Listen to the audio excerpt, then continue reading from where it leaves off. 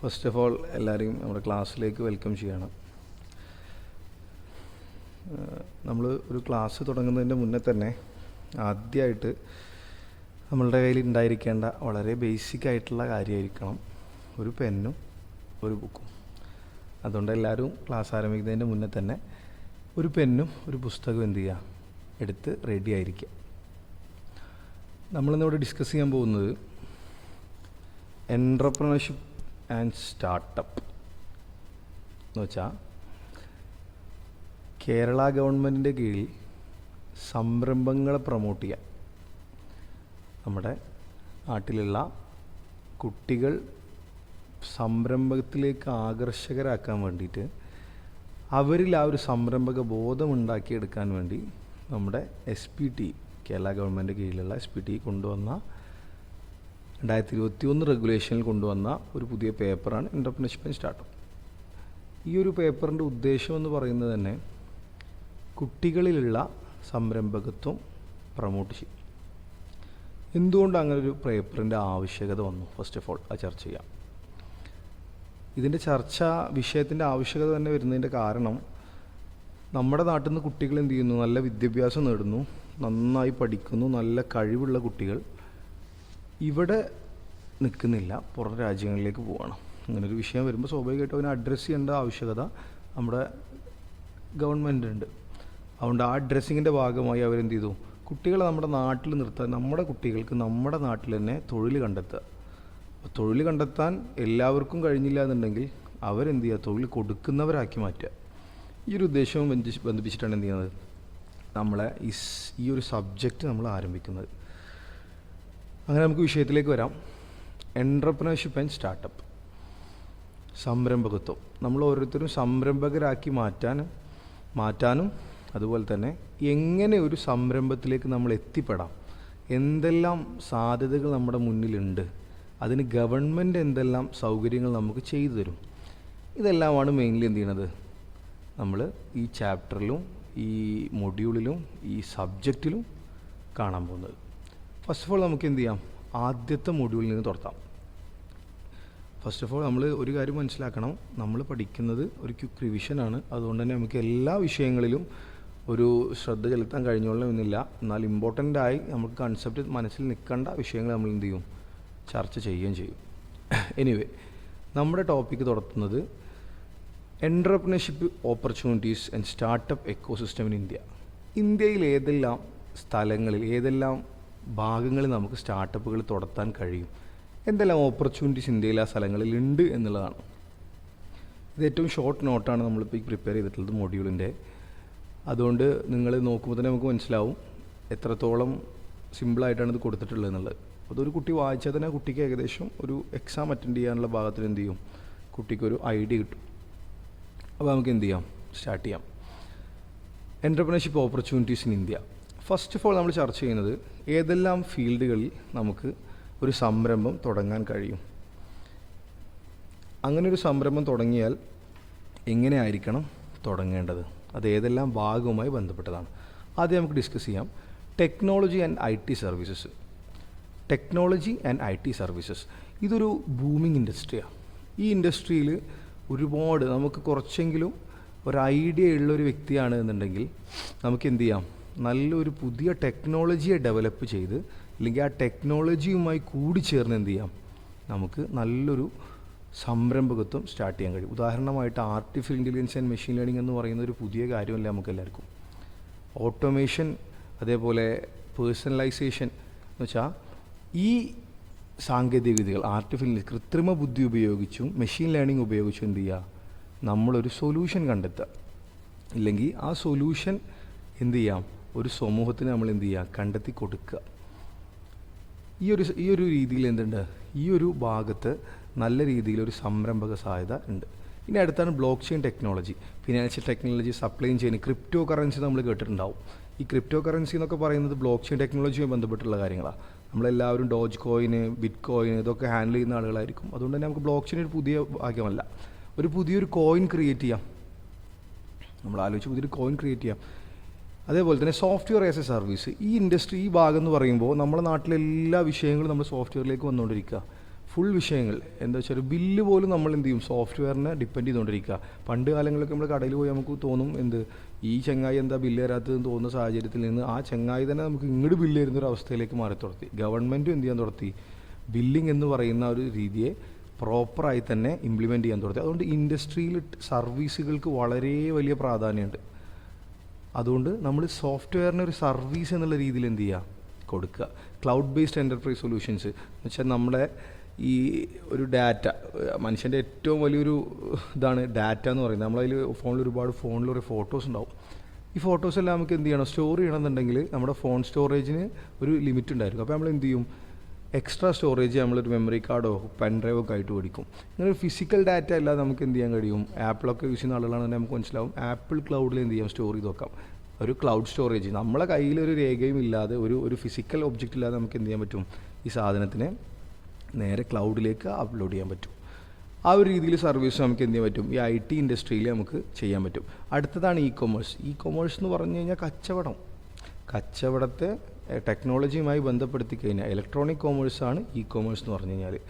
നമ്മൾ ലോക്കൽ മാർക്കറ്റ്സിനെയോ അല്ലെങ്കിൽ റീജിയണൽ മാർക്കറ്റ്സിനെയോ എന്ത് ചെയ്യാം, നമ്മൾ ടെക്നോളജി വെച്ച് നേരെ ഓൺലൈനിലേക്ക് കൊണ്ടുവരിക. അതാണ് ഇ കൊമേഴ്സ് ഇൻഡസ്ട്രി എന്ന് പറഞ്ഞു കഴിഞ്ഞാൽ. രണ്ടാമത്തത് ഫിനാൻഷ്യൽ ടെക്നോളജി ഇൻഡസ്ട്രി എന്ന് പറഞ്ഞു കഴിഞ്ഞാൽ ഇവിടെ വരുന്നത് ഫിനാൻഷ്യൽ ട്രാൻസാക്ഷനുമായി ബന്ധപ്പെട്ടുള്ള എല്ലാ ടെക്നോളജീസിനെയും നമ്മൾ ഉൾപ്പെടുത്തിയൊരു, അല്ലെങ്കിൽ ആ ഒരു ടെക്നോളജി സിംപ്ലിഫൈ ചെയ്യുന്ന രീതിയിൽ നമ്മളൊരു സ്റ്റാർട്ടപ്പ് കൊണ്ടുവരിക. ആ ഒരു ഇൻഡസ്ട്രിയിൽ ഇതേപോലെ തന്നെ എന്തുണ്ട്, നല്ല രീതിയിൽ സ്കോപ്പുണ്ട്. എഡ്യൂക്കേഷൻ ടെക്നോളജി വരുമ്പോൾ നമുക്കൊരു അത്ഭുതപ്പെടേണ്ട ആവശ്യമില്ല. നമ്മുടെ കേരളത്തിൽ തന്നെ കോട്ടയത്തിലുള്ള നമ്മളെ ബൈജൂസ് എന്ന് പറയുന്ന ബൈജു രവീന്ദ്രൻ നല്ല രീതിയിലൊരു ലോകത്തിന് തന്നെ സമർപ്പിച്ച ഏറ്റവും വലിയൊരു എഡ്യൂക്കേഷൻ ടെക്നോളജിയുടെ ഉദാഹരണമാണ് ബൈജൂസ്. അപ്പോൾ നമുക്കതിൽ എന്ത് ആവശ്യമില്ല, അതൊരു പുതിയ കാര്യമല്ല നമുക്ക്. അതേപോലെ തന്നെ നമ്മുടെ നാട്ടിൽ എന്ത് ചെയ്യാം, നമുക്ക് നമ്മുടെ നാട്ടിലെ നീഡിന് ആവശ്യമായിട്ടുള്ള രീതിയിലുള്ള എഡ്യൂക്കേഷൻ ടെക്നോളജി സോഫ്റ്റ്വെയർസോ അല്ലെങ്കിൽ എഡ്യൂക്കേഷൻ ടെക്നോളജി സൊല്യൂഷൻസോ എന്ത് ചെയ്യാം, സ്റ്റാർട്ട് ചെയ്യാൻ കഴിയും. ഹെൽത്ത് ഇൻഡസ്ട്രി എന്ന് പറഞ്ഞാൽ വളരെ ബൂമിംഗ് ആയിട്ടുള്ള ഇൻഡസ്ട്രിയാണ്. കാരണം നമ്മൾ ഓരോരുത്തരും ഹെൽത്ത് കോൺഷ്യസ് ആയിക്കൊണ്ടിരിക്കുകയാണ്. നമ്മൾ ഓരോ ആളുകളും നമ്മുടെ ഹെൽത്തിന് വളരെ കോൺഷ്യസ് ആണ്. അപ്പോൾ നമ്മുടെ ഹെൽത്ത് കോൺഷ്യസിന് എന്ത് ചെയ്യുക, നമ്മൾ ഒരു സൊല്യൂഷൻ, ടെക്നോളജി വെച്ചൊരു സൊല്യൂഷൻ, അല്ലെങ്കിൽ ഇപ്പോൾ നമ്മൾ റിസ്റ്റ് ബാൻഡൊക്കെ കെട്ടിയെടുക്കുക നമ്മൾ ഓടുന്ന സമയത്ത്. ഇതൊക്കെ ഒരു ടെക്നോളജിക്കൽ സൊല്യൂഷനാണ്. പണ്ട് കാലങ്ങളിൽ ആളുകൾ ഓടിയിരുന്നു, പക്ഷേ എത്ര ഓടി, എത്ര കലോറി ബേൺ ചെയ്തു, എത്ര ഉപയോഗിച്ചു എന്നുള്ളതൊന്നും കൃത്യമായിട്ട് അവർക്ക് മോണിറ്റർ ചെയ്യാൻ കഴിഞ്ഞില്ല. പക്ഷേ നമ്മൾ ആ ഇൻഡസ്ട്രി എന്ത് ചെയ്തു, ഒന്നുകൂടി അപ്ഡേറ്റ് ചെയ്ത് അതിൽ എന്ത് ചെയ്തു, നമ്മളൊരു ബാൻഡോ അല്ലെങ്കിൽ ഒരു വാച്ചോ ഒരു ഫോണിലോ നമുക്ക് എന്ത് ചെയ്യാൻ പറ്റും, നമ്മൾ എത്രത്തോളം നടക്കുന്നുണ്ട്, എത്രത്തോളം എക്സസൈസ് ചെയ്യുന്നത്, എത്രത്തോളം കലോറി ബേൺ ചെയ്യുന്നുണ്ട് എന്നുള്ളത് നമുക്ക് കൃത്യമായി ട്രാക്ക് ചെയ്യാൻ എന്ത് ചെയ്യാൻ കഴിഞ്ഞു, സാധിച്ചു. അതുപോലെ തന്നെ ഫിനാൻഷ്യൽ ഫാർമസിക്കൽ സർവീസസ്, ഇല്ലെങ്കിൽ ഫിറ്റ്നസ് ആപ്സ്, ഇല്ലെങ്കിൽ ഡ്രിവൺ ഡയഗ്നോസിസ് ടൂൾസ് ഒക്കെ പറഞ്ഞു കഴിഞ്ഞാൽ എന്ത് ചെയ്യാം, ആർട്ടിഫിഷ്യൽ ഇൻ്റലിജൻസ് ഉപയോഗിച്ച് നമ്മൾ എന്ത് ചെയ്യുക, നമ്മളെ തന്നെ പ്രോപ്പറായിട്ട് നമുക്ക് മനസ്സിലാക്കാൻ കഴിയുന്ന രീതിയിലുള്ള ഒരു ടൂൾ ക്രിയേറ്റ് ചെയ്യാം. ഇതെല്ലാം എന്താണ്, ആർട്ടിഫിഷ്യൽ ഇൻ്റലിജൻസോ അല്ലെങ്കിൽ മെഷീൻ ലേണിംഗ് എന്തുപയോഗിച്ചിട്ടാണെന്നുണ്ടെങ്കിലും ഈ ടെക്നോളജി ഉപയോഗിച്ച് നമ്മളൊരു ആ ഇൻഡസ്ട്രിയെ ഡെവലപ്പ് ചെയ്യുമ്പോൾ അതിനെ നമുക്ക് എന്ത് ചെയ്യാൻ കഴിയും, സ്റ്റാർട്ടപ്പ് സാധ്യത അവിടെ നല്ലോണം കൂടുതലാണ്. അടുത്ത അഗ്രിടെക്, പിന്നെ renewable energy, sustainability, tourism and travel, gaming and entertainment. Industry പറഞ്ഞാൽ നമുക്ക് നല്ല രീതിയിൽ അറിയാം. നമ്മുടെ നാട്ടിൽ തന്നെ ഒരുപാട് നല്ല ഗെയിമുകൾ വരുന്നുണ്ട്. നമ്മുടെ നാട്ടിൽ തന്നെ എന്ത് ചെയ്യണം, ഒരുപാട് ഗെയിം കളിക്കുന്ന ആളുകളുണ്ട്. നമ്മൾ ഒരു ലെഷർ ടൈം പോലെ നമ്മൾ എന്ത് ചെയ്യുന്നുണ്ട്, ഇപ്പോൾ ഗെയിമിംഗ് ഇൻഡസ്ട്രി നല്ല രീതിയിൽ ബൂം ചെയ്യുന്നുണ്ട്. എൻ്റർടൈൻമെൻറ്റ് ഇൻഡസ്ട്രി എന്ന് പറഞ്ഞു കഴിഞ്ഞാൽ നമ്മൾ മൊബൈൽ ഫോണുകളിൽ എന്ത് ചെയ്യുന്നുണ്ട്, സിനിമ ഇരുന്ന് കാണുന്നുണ്ട്, ഇല്ലെങ്കിൽ നമ്മൾ നെറ്റ്ഫ്ലിക്സ് ഉപയോഗിക്കുന്നുണ്ട്. ഇതെല്ലാം ഒരു ഇൻഡസ്ട്രിയാണ്. ഒരു സംരംഭം സ്റ്റാർട്ട് ചെയ്യാൻ പറ്റുന്ന ഇന്ത്യയിൽ സാധ്യതയുള്ള ഇൻഡസ്ട്രികളാണ്. നമ്മുടെ നാട്ടിൽ സാധ്യത കൂടാൻ കാരണം എന്താണെന്ന് വെച്ചാൽ നമ്മുടെ നാട്ടിൽ ഏകദേശം 140 കോടിയോളം ജനസംഖ്യ വരുന്ന ഒരു രാജ്യമാണ് നമ്മുടെ രാജ്യം. അതുകൊണ്ട് തന്നെ നമുക്ക് മാനവവിഭവശേഷി കൂടുതലാണ്. അപ്പോൾ എങ്ങനെ പോയാലും നിങ്ങളൊരു സംരംഭം സ്റ്റാർട്ട് ചെയ്യുന്ന സമയത്ത് നിങ്ങൾക്ക് ഉറപ്പായിട്ടും എന്ത് ചെയ്യാൻ കഴിയും, സക്സസ് ആകാൻ കഴിയും. കാരണം പോപ്പുലേഷൻ നമ്മളെ ഇഷ്ടത്തിനനുസരിച്ചുള്ള ഇന്ത്യയിലുടനീളം കച്ചവടം ചെയ്യാൻ നമുക്ക് എന്ത് വേണ്ട, യാതൊരു തരത്തിലുള്ള ഒരു ലൈസൻസിൻ്റെ ആവശ്യമില്ല. കാരണം ഇന്ത്യ എന്നുള്ളൊരു രാജ്യമാണ്. ഇപ്പോൾ ഈ കേരളത്തിലുള്ള എനിക്ക് ഉത്തർപ്രദേശിൽ കിടക്കുന്ന അല്ലെങ്കിൽ ഗുജറാത്തിൽ കിടക്കുന്ന ഒരാളുമായി കച്ചവടം ചെയ്യാൻ പറ്റുമോ എന്നുള്ളതിന് സംശയമാണ്. നമുക്ക് സുഖമായിട്ട് സാധിക്കും. എൻ്റെ കസ്റ്റമർ ഉത്തർപ്രദേശിലാണ്, അല്ലെങ്കിൽ ഗുജറാത്തിലാണ്, അല്ലെങ്കിൽ പഞ്ചാബിലാണ് ഉള്ളതെന്നുണ്ടെങ്കിൽ എനിക്ക് എന്ത് ചെയ്യാൻ കഴിയും, അവരുമായി ചാനൽ ചെയ്യാൻ കഴിയും. കാരണം നമുക്ക് പോകാനോ വരാനോ യാതൊരു റെസ്ട്രിക്ഷനും ഇല്ല. ഇത്രയും വലിയൊരു പോപ്പുലേഷൻ ഇത്രയും ചെറിയൊരു സ്ഥലത്ത് കൂടി താമസിക്കുമ്പോൾ ഉറപ്പായിട്ടും അവിടെ നീഡ്സ് കൂടുതലായിരിക്കും. ഇനി നമ്മൾ ഡിസ്കസ് ചെയ്യാൻ പോകുന്നത് സ്റ്റാർട്ടപ്പ് എക്കോസിസ്റ്റം ഇൻ ഇന്ത്യ. ഇതെല്ലാം ഇമ്പോർട്ടൻറ്റ് ടോപ്പിക്സ് ആട്ടോ. നമ്മൾ ഇമ്പോർട്ടൻറ്റ് ടോപ്പിക്സ് മാത്രമേ ഡിസ്കസ് ചെയ്യുന്നുള്ളൂ. അതുകൊണ്ട് ഈ ടോപ്പിക്സ് എല്ലാം വളരെയധികം പ്രാധാന്യം കൊടുത്ത് എന്ത് ചെയ്യാം, കാണാം. സ്റ്റാർട്ടപ്പ് എക്കോസിസ്റ്റം ഇൻ ഇന്ത്യ എന്ന് പറഞ്ഞു കഴിഞ്ഞാൽ ഇന്ത്യ ഒരു സ്റ്റാർട്ടപ്പ് തുടങ്ങണമെന്നുണ്ടെങ്കിൽ എന്തെല്ലാം ഭാഗങ്ങളിൽ നിന്ന് നമുക്ക് സഹായം ലഭിക്കും, അല്ലെങ്കിൽ എന്തെല്ലാം ഇവിടെ നമ്മുടെ ഗവൺമെൻറ് ചെയ്തു വെച്ചിട്ടുണ്ട്. ഇതാണ് first of all government initiatives. Government എന്തെല്ലാം നമുക്ക് പ്രൊവൈഡ് ചെയ്യും. Startup India mission. Startup India mission എന്ന് പറഞ്ഞു കഴിഞ്ഞാൽ ഒരു സ്റ്റാർട്ടപ്പ് നിങ്ങൾ ആരംഭിക്കുകയാണ്. ഈ ആരംഭിക്കുന്ന സ്റ്റാർട്ടപ്പിന് തുടക്കത്തിൽ ഒരുപാട് ബുദ്ധിമുട്ടുകളുണ്ടാവും. നമ്മൾ സ്റ്റാർട്ടപ്പ് സാധിക്കുമ്പോൾ ലീഗൽ സൈഡാണെങ്കിലും അതിൻ്റെ ടാക്സ് സൈഡാണെങ്കിലും ഒരുപാട് ബുദ്ധിമുട്ടുകൾ വരും. അപ്പോൾ ഈ ബുദ്ധിമുട്ടുകളെല്ലാം ഗവൺമെൻറ് ഒന്ന് സിംപ്ലിഫൈ ചെയ്യാൻ വേണ്ടിയിട്ട് എന്ത് ചെയ്യും, നിങ്ങൾ തുടങ്ങുന്ന സ്റ്റാർട്ടപ്പിനെ ഗവൺമെൻറ് ഏറ്റെടുക്കും. അവരുടെ സ്റ്റാർട്ടപ്പ് ഇന്ത്യ മിഷൻ എന്ന് പറയുന്ന മിഷൻ്റെ കീഴിൽ രജിസ്റ്റർ ചെയ്യുമ്പോൾ അവർക്ക് എന്ത് ചെയ്യും, ഗവൺമെൻറ് ഫണ്ടിങ് സപ്പോർട്ട് പ്രൊവൈഡ് ചെയ്യും. അതിൻ്റെ കൂടെ തന്നെ അവർക്ക് എന്തെല്ലാം നൂലാമാലകൾ മുന്നിലുണ്ടോ ഈ സ്റ്റാർട്ടപ്പ് ഇന്ത്യ മിഷൻ്റെ കീഴിൽ ഗവൺമെൻറ് എന്ത് ചെയ്യും, സിംപ്ലിഫൈ ചെയ്ത് കൊടുക്കും. ഇനി ഇതെല്ലാം സിംപ്ലിഫൈ ചെയ്ത് അവർ ഒരു സംരംഭം തുടങ്ങുകയാണ്.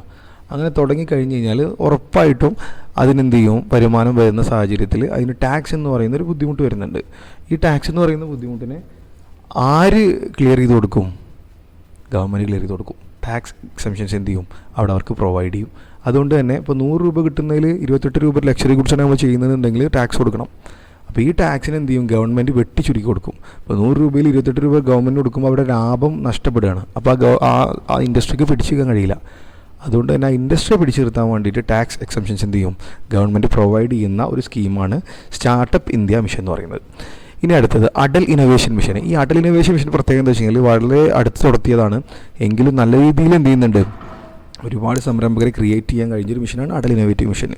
ഇതെന്തിനാ വെച്ചാൽ നമ്മൾ യുവാക്കളുടെ ഇടയിൽ സംരംഭം ആർക്കും നിർത്താം. പ്രായഭേദമന്യേ ഒരു കുട്ടിയാണെങ്കിൽ പോലും ആശയം കൃത്യമായി കുട്ടിയുടെ കയ്യിലുണ്ട്. കാരണം നമ്മുടെ നാട്ടിലുള്ള 8-9 വയസ്സുള്ള കുട്ടികൾ വരെ എന്ത് ചെയ്യുന്നുണ്ട്, അമേരിക്കയിലുള്ള ടീച്ചേഴ്സിന് ക്ലാസ് എടുക്കുന്നുണ്ട്. ആ രീതിയിൽ സോഫ്റ്റ്വെയർ ക്ലാസ് നമ്മൾ പലപ്പോഴും കണ്ടതായിട്ട് ന്യൂസിൽ ഒരു കുട്ടി കൊടുത്തത് +2കാരൻ്റെ 40 പേരുള്ള സംരംഭം. +2കാരൻ രാവിലെ ക്ലാസ്സിന് പോകുന്നു, 40 പേരടങ്ങുന്ന ഒരു CEO അടങ്ങുന്ന ഒരു ടീം എന്ത് ചെയ്യുന്നു, ആ +2കാരൻ പുറത്തേ കമ്പനി റൺ ചെയ്യുന്നു. അപ്പോൾ പ്രായഭേദമന്യേ നമുക്ക് ആർക്കും എന്ത് ചെയ്യാം, ഒരു സ്റ്റാർട്ടപ്പ് തുടങ്ങാം. പക്ഷേ ഇതിലുള്ള വിഷയം എന്താണെന്ന് വെച്ചാൽ ഒരു സ്റ്റാർട്ടപ്പ് തുടങ്ങിക്കഴിഞ്ഞ് കഴിഞ്ഞാൽ അതിൽ നമ്മുടെ വലിയൊരു പ്രാതിനിധ്യം വേണ്ടത് നമ്മുടെ യൂത്തിനാണ്, യുവാക്കൾക്കാണ്. കാരണം നമ്മുടെ ഇന്ത്യയുടെ പോപ്പുലേഷൻ്റെ 45% യുവാക്കളാണ്. ഇത്രയും വലിയൊരു മാനവവിഭവശേഷിയുള്ള വേറെ രാജ്യമില്ല. ഇത്രയും കൂടുതൽ മാനവവിഭവശേഷി ഒരേ സമയത്ത് കിട്ടിയ ലോക ചരിത്രത്തിലൊരു രാജ്യമില്ല. അതുകൊണ്ട് തന്നെ യുവാക്കളിലുള്ള നമ്മളുടെ സംരംഭകത്വം എന്ന് പറയുന്നതിനെ പ്രൊമോട്ട് ചെയ്യാൻ വേണ്ടി കൊണ്ടുവന്നതാണ് അടൽ ഇന്നോവേറ്റീവ് മിഷൻ, AM എന്ന് പറയുന്ന മിഷൻ. അപ്പോൾ ഇതിൽ മെയിൻലി ഫോക്കസ് ചെയ്യുന്നത് യുവാക്കൾക്കുള്ള സ്റ്റാർട്ടപ്പുകളാണ്. യുവാക്കൾക്ക് വേണ്ടിയുള്ള സ്റ്റാർട്ടപ്പുകളാണ് എന്ത് ചെയ്യുന്നത്, യുവാക്കളെ പ്രൊമോട്ട് ചെയ്യുക. അതാണ് അടൽ ഇന്നോവേറ്റീവ് മിഷൻ്റെ പ്രത്യേകത. ഡിജിറ്റൽ ഇന്ത്യ ഇനീഷ്യേറ്റീവ് ഇതെന്താ വെച്ചാൽ ഡിജിറ്റൽ ട്രാൻസ്ഫോർമേഷൻ. നമ്മളുടെ നാട്ടിൽ നമ്മളൊരു പണ്ട് കാലങ്ങളിലൊക്കെ 4-5 കൊല്ലം മുന്നേ പോകുന്ന ഒരു വരുമാന സർട്ടിഫിക്കറ്റിന് നമുക്ക് എന്ത് ചെയ്യണമായിരുന്നു, ഒരു വില്ലേജ് ഓഫീസിൽ പോയിട്ട് എന്ത് ചെയ്യണം, ക്യൂ വെക്കേണ്ട ഒരു അവസ്ഥ ഉണ്ടായിരുന്നു. പക്ഷെ ഇന്ന് അത് കുറച്ച് കഴിഞ്ഞ് നോക്കുമ്പോൾ നമ്മൾ എന്ത് ചെയ്യും, ഒരു ഇൻകം സർട്ടിഫിക്കറ്റ് നമുക്ക് എന്ത് ചെയ്യേണ്ട ആവശ്യമില്ല, ഒരു വില്ലേജ് ഓഫീസിൽ പോകേണ്ട ആവശ്യമില്ല. കാരണം എന്താ വെച്ചാൽ നമ്മൾ എന്ത് ചെയ്യും, ഡിജിറ്റൽ ഇന്ത്യ പുതിയൊരു പദ്ധതി കൊണ്ടുവന്ന ഡിജിറ്റൽ ഇന്ത്യ എന്ന് പറയുന്ന പദ്ധതി എന്ന് പറഞ്ഞാൽ എല്ലാ സെക്ടറിനെയും, നമ്മൾ ഗവൺമെൻറ് സെക്ടർ ആണെന്നുണ്ടെങ്കിലും പ്രൈവറ്റ് സെക്ടർ ആണെന്നുണ്ടെങ്കിലും സെക്ടറുകളിലുള്ള എല്ലാ പ്രവർത്തനങ്ങളെയും ടോട്ടലി എന്ത് ചെയ്യാം, നമ്മൾ എന്ത് ചെയ്യും, ഡിജിറ്റലൈസ് ചെയ്യുക. ഇൻഡസ്ട്രി മൊത്തം എന്ത് ചെയ്യുക, ഡിജിറ്റലൈസ് ചെയ്യുക. അതാണ് digital India initiative. Make in India എന്ന് പറഞ്ഞു കഴിഞ്ഞാൽ മാനുഫാക്ചറിങ് ഇൻഡസ്ട്രിയെ പ്രൊമോട്ട് ചെയ്യാൻ വേണ്ടിയിട്ടാണ്. മാനുഫാക്ചറിങ് ഇൻഡസ്ട്രീനെ പ്രൊമോട്ട് ചെയ്യുക എന്ന് പറഞ്ഞു കഴിഞ്ഞാൽ ഇപ്പോൾ നമ്മളൊരു ഗുഡ്സ് ഉണ്ടെന്നുണ്ടെങ്കിൽ നമ്മൾ വില കുറവിന് എന്ത് ചെയ്യും, ചൈന പോലുള്ള രാജ്യങ്ങളിൽ നിന്ന് ഇമ്പോർട്ട് ചെയ്യും. അപ്പോൾ ഈ ഇമ്പോർട്ട് ചെയ്യുന്നതിന് ഒഴിവാക്കി നമ്മുടെ നാട്ടിലുള്ള ഇൻഡസ്ട്രി നമ്മൾ ബൂം ചെയ്യാൻ വേണ്ടിയിട്ടാണ് മേക്ക് ഇൻ ഇന്ത്യ. നിങ്ങൾ ഇവിടെ ഉണ്ടാക്കുകയാണെന്നുണ്ടെങ്കിൽ എന്ത് ചെയ്യും, നിങ്ങൾക്ക് അതിൽ ഒരുപാട് ടാക്സ് ഇളവുകൾ തരാം, ഇല്ലെങ്കിൽ നിങ്ങൾക്ക് അതിന് വേണ്ട റോഡ് ഞങ്ങൾ ഫെസിലിറ്റേറ്റ് ചെയ്ത് തരും, നിങ്ങൾക്ക് അതിന് വേണ്ട ബിൽഡിങ്ങുകളിലുള്ള ഫണ്ടിങ് ഞങ്ങൾ ഫെസിലിറ്റേറ്റ് ചെയ്ത് തരും. ഇങ്ങനെ എന്തെല്ലാം ആവശ്യമാണോ ഈ ആവശ്യമായ കാര്യങ്ങൾ എന്ത് ചെയ്യും, അവർ ഫെസിലിറ്റേറ്റ് ചെയ്യും. അതിനാണ് എന്ത് പറയുന്നത്, മേക്ക് ഇൻ ഇന്ത്യ എന്ന് പറയുന്നത്. അടുത്ത ഇൻക്യുബേറ്റേഴ്സ് ആൻഡ് ആക്സിലറേറ്റേഴ്സ് എന്ന് പറഞ്ഞാൽ ഇത് വളരെ സിമ്പിളാണ്. ഇൻക്യുബേറ്റേഴ്സ് എന്ന് പറഞ്ഞാൽ നമ്മൾ കോഴി വിരിക്കുന്ന ഇൻക്യുബേറ്റേഴ്സ് ഇട്ടിട്ടില്ലേ, അതിൽ പ്രോസസ്സ് എന്താ നടക്കുന്നത്, കോഴിക്ക് വലിയ മുട്ടയ്ക്ക് വിരിയാൻ ആവശ്യമായിട്ടുള്ള എൻവയോൺമെൻറ്റ് ഉണ്ടായി കൊടുക്കുന്നു. ആ എൻവയോൺമെൻറ്റ് തന്നെയാണ് ഇവിടെ നമ്മൾ എന്ത് ചെയ്യണത്, അതേ കൺസെപ്റ്റ് നമ്മൾ ഇവിടേക്ക് കൊണ്ടുവരിക. ഇൻക്യുബേറ്റേഴ്സ് എന്ന് വെച്ചാൽ ഒരു സംരംഭകന് വളരാൻ ആവശ്യമായിട്ടുള്ള എന്താണോ സാഹചര്യം, ആ സാഹചര്യം എന്ത് ചെയ്യാം, ഉണ്ടായി കൊടുക്കുക. അതിനാണ് എന്ത് പറയുക, ഇൻക്യുബേറ്റേഴ്സ് എന്ന് പറയുക. ഇനി ആക്സിലറേറ്റേഴ്സ് എന്ന് പറഞ്ഞു കഴിഞ്ഞാൽ ഈ യൂണിവേഴ്സിറ്റികൾ ഇപ്പോൾ നമ്മൾ പഠിച്ചുകൊണ്ടിരിക്കുന്ന സബ്ജക്റ്റ് എന്താണ്, ഒരു ആക്സിലറേറ്ററാണ്. കാരണം എന്താ വെച്ചാൽ നിങ്ങളിലേക്ക് ആശയത്തെ എന്ത് ചെയ്യുക, കുറച്ചുകൂടി പെട്ടെന്ന് തന്നെ എത്തിക്കാൻ വേണ്ടിയിട്ടാണ് എന്ത് ചെയ്യുന്നത്, ആക്സിലറേറ്റർ എന്ന് പറഞ്ഞ പ്രോഗ്രാംസ് എന്ത് ചെയ്യുന്നത്, കൊണ്ടുവരുന്നത്. അതിലൊരു ആക്സിലേറ്റർ പ്രോഗ്രാമാണ് നമ്മൾ ഈ പഠിച്ചുകൊണ്ടിരിക്കുന്ന എൻ്റർപ്രണർഷിപ്പ് സ്റ്റാർട്ടപ്പ് എന്ന് പറയുന്ന പ്രൊജക്റ്റും. Incubators T hub Hyderabad, NSRCEL ബാംഗ്ലൂരിലുള്ള Bangalore Indian institute of management എന്ന് പറയുന്നത് ബാംഗ്ലൂർ എന്ന് പറയുന്നത് വളരെ പ്രഗതമായ സ്ഥാപനമാണ്. അതേപോലെ തന്നെ IIM അഹമ്മദാബാദിലും എന്തുണ്ട്, ഇത്തരത്തിലുള്ള ഇൻക്യുബേറ്റേഴ്സ് ഉണ്ട്. ഇനി venture capital and Angel investment, ഇത് പലപ്പോഴും നമ്മൾ തെറ്റിദ്ധരിച്ചു പോകുന്ന സാധനം. VCs എന്ന് പറഞ്ഞാൽ നമ്മൾ എന്ത് ചെയ്യുന്നു, ഒരു സംരംഭവുമായി ബന്ധപ്പെട്ട് ഏതെങ്കിലും ഒരു വിവരമുള്ള ഒരാൾ എന്ത് ചെയ്യും, ഈ VCs എന്ന് പറയുന്ന സാധനം ഒരുപാടായിട്ട് കേട്ടിട്ടുണ്ടാവും. VC AG എന്നൊക്കെ പറഞ്ഞിട്ട് കേട്ടിട്ടുണ്ടാവും. VC എന്ന് പറയുമ്പോൾ മെയിൻലി നമ്മൾ അറിയേണ്ടത് VC വെഞ്ചർ ക്യാപിറ്റലാണ്. വെഞ്ചർ ക്യാപിറ്റൽ എന്ന് പറഞ്ഞു കഴിഞ്ഞാൽ ഒരു പ്രൈവറ്റ് ഇൻസ്റ്റിറ്റ്യൂഷൻ എന്ത് ചെയ്യുന്നു, നമ്മളുടെ സംരംഭത്തിലേക്ക് അവരുടെ പൈസ ഇൻവെസ്റ്റ് ചെയ്യുന്നതിനെ വെഞ്ചർ ക്യാപിറ്റൽ എന്ന് പറയും.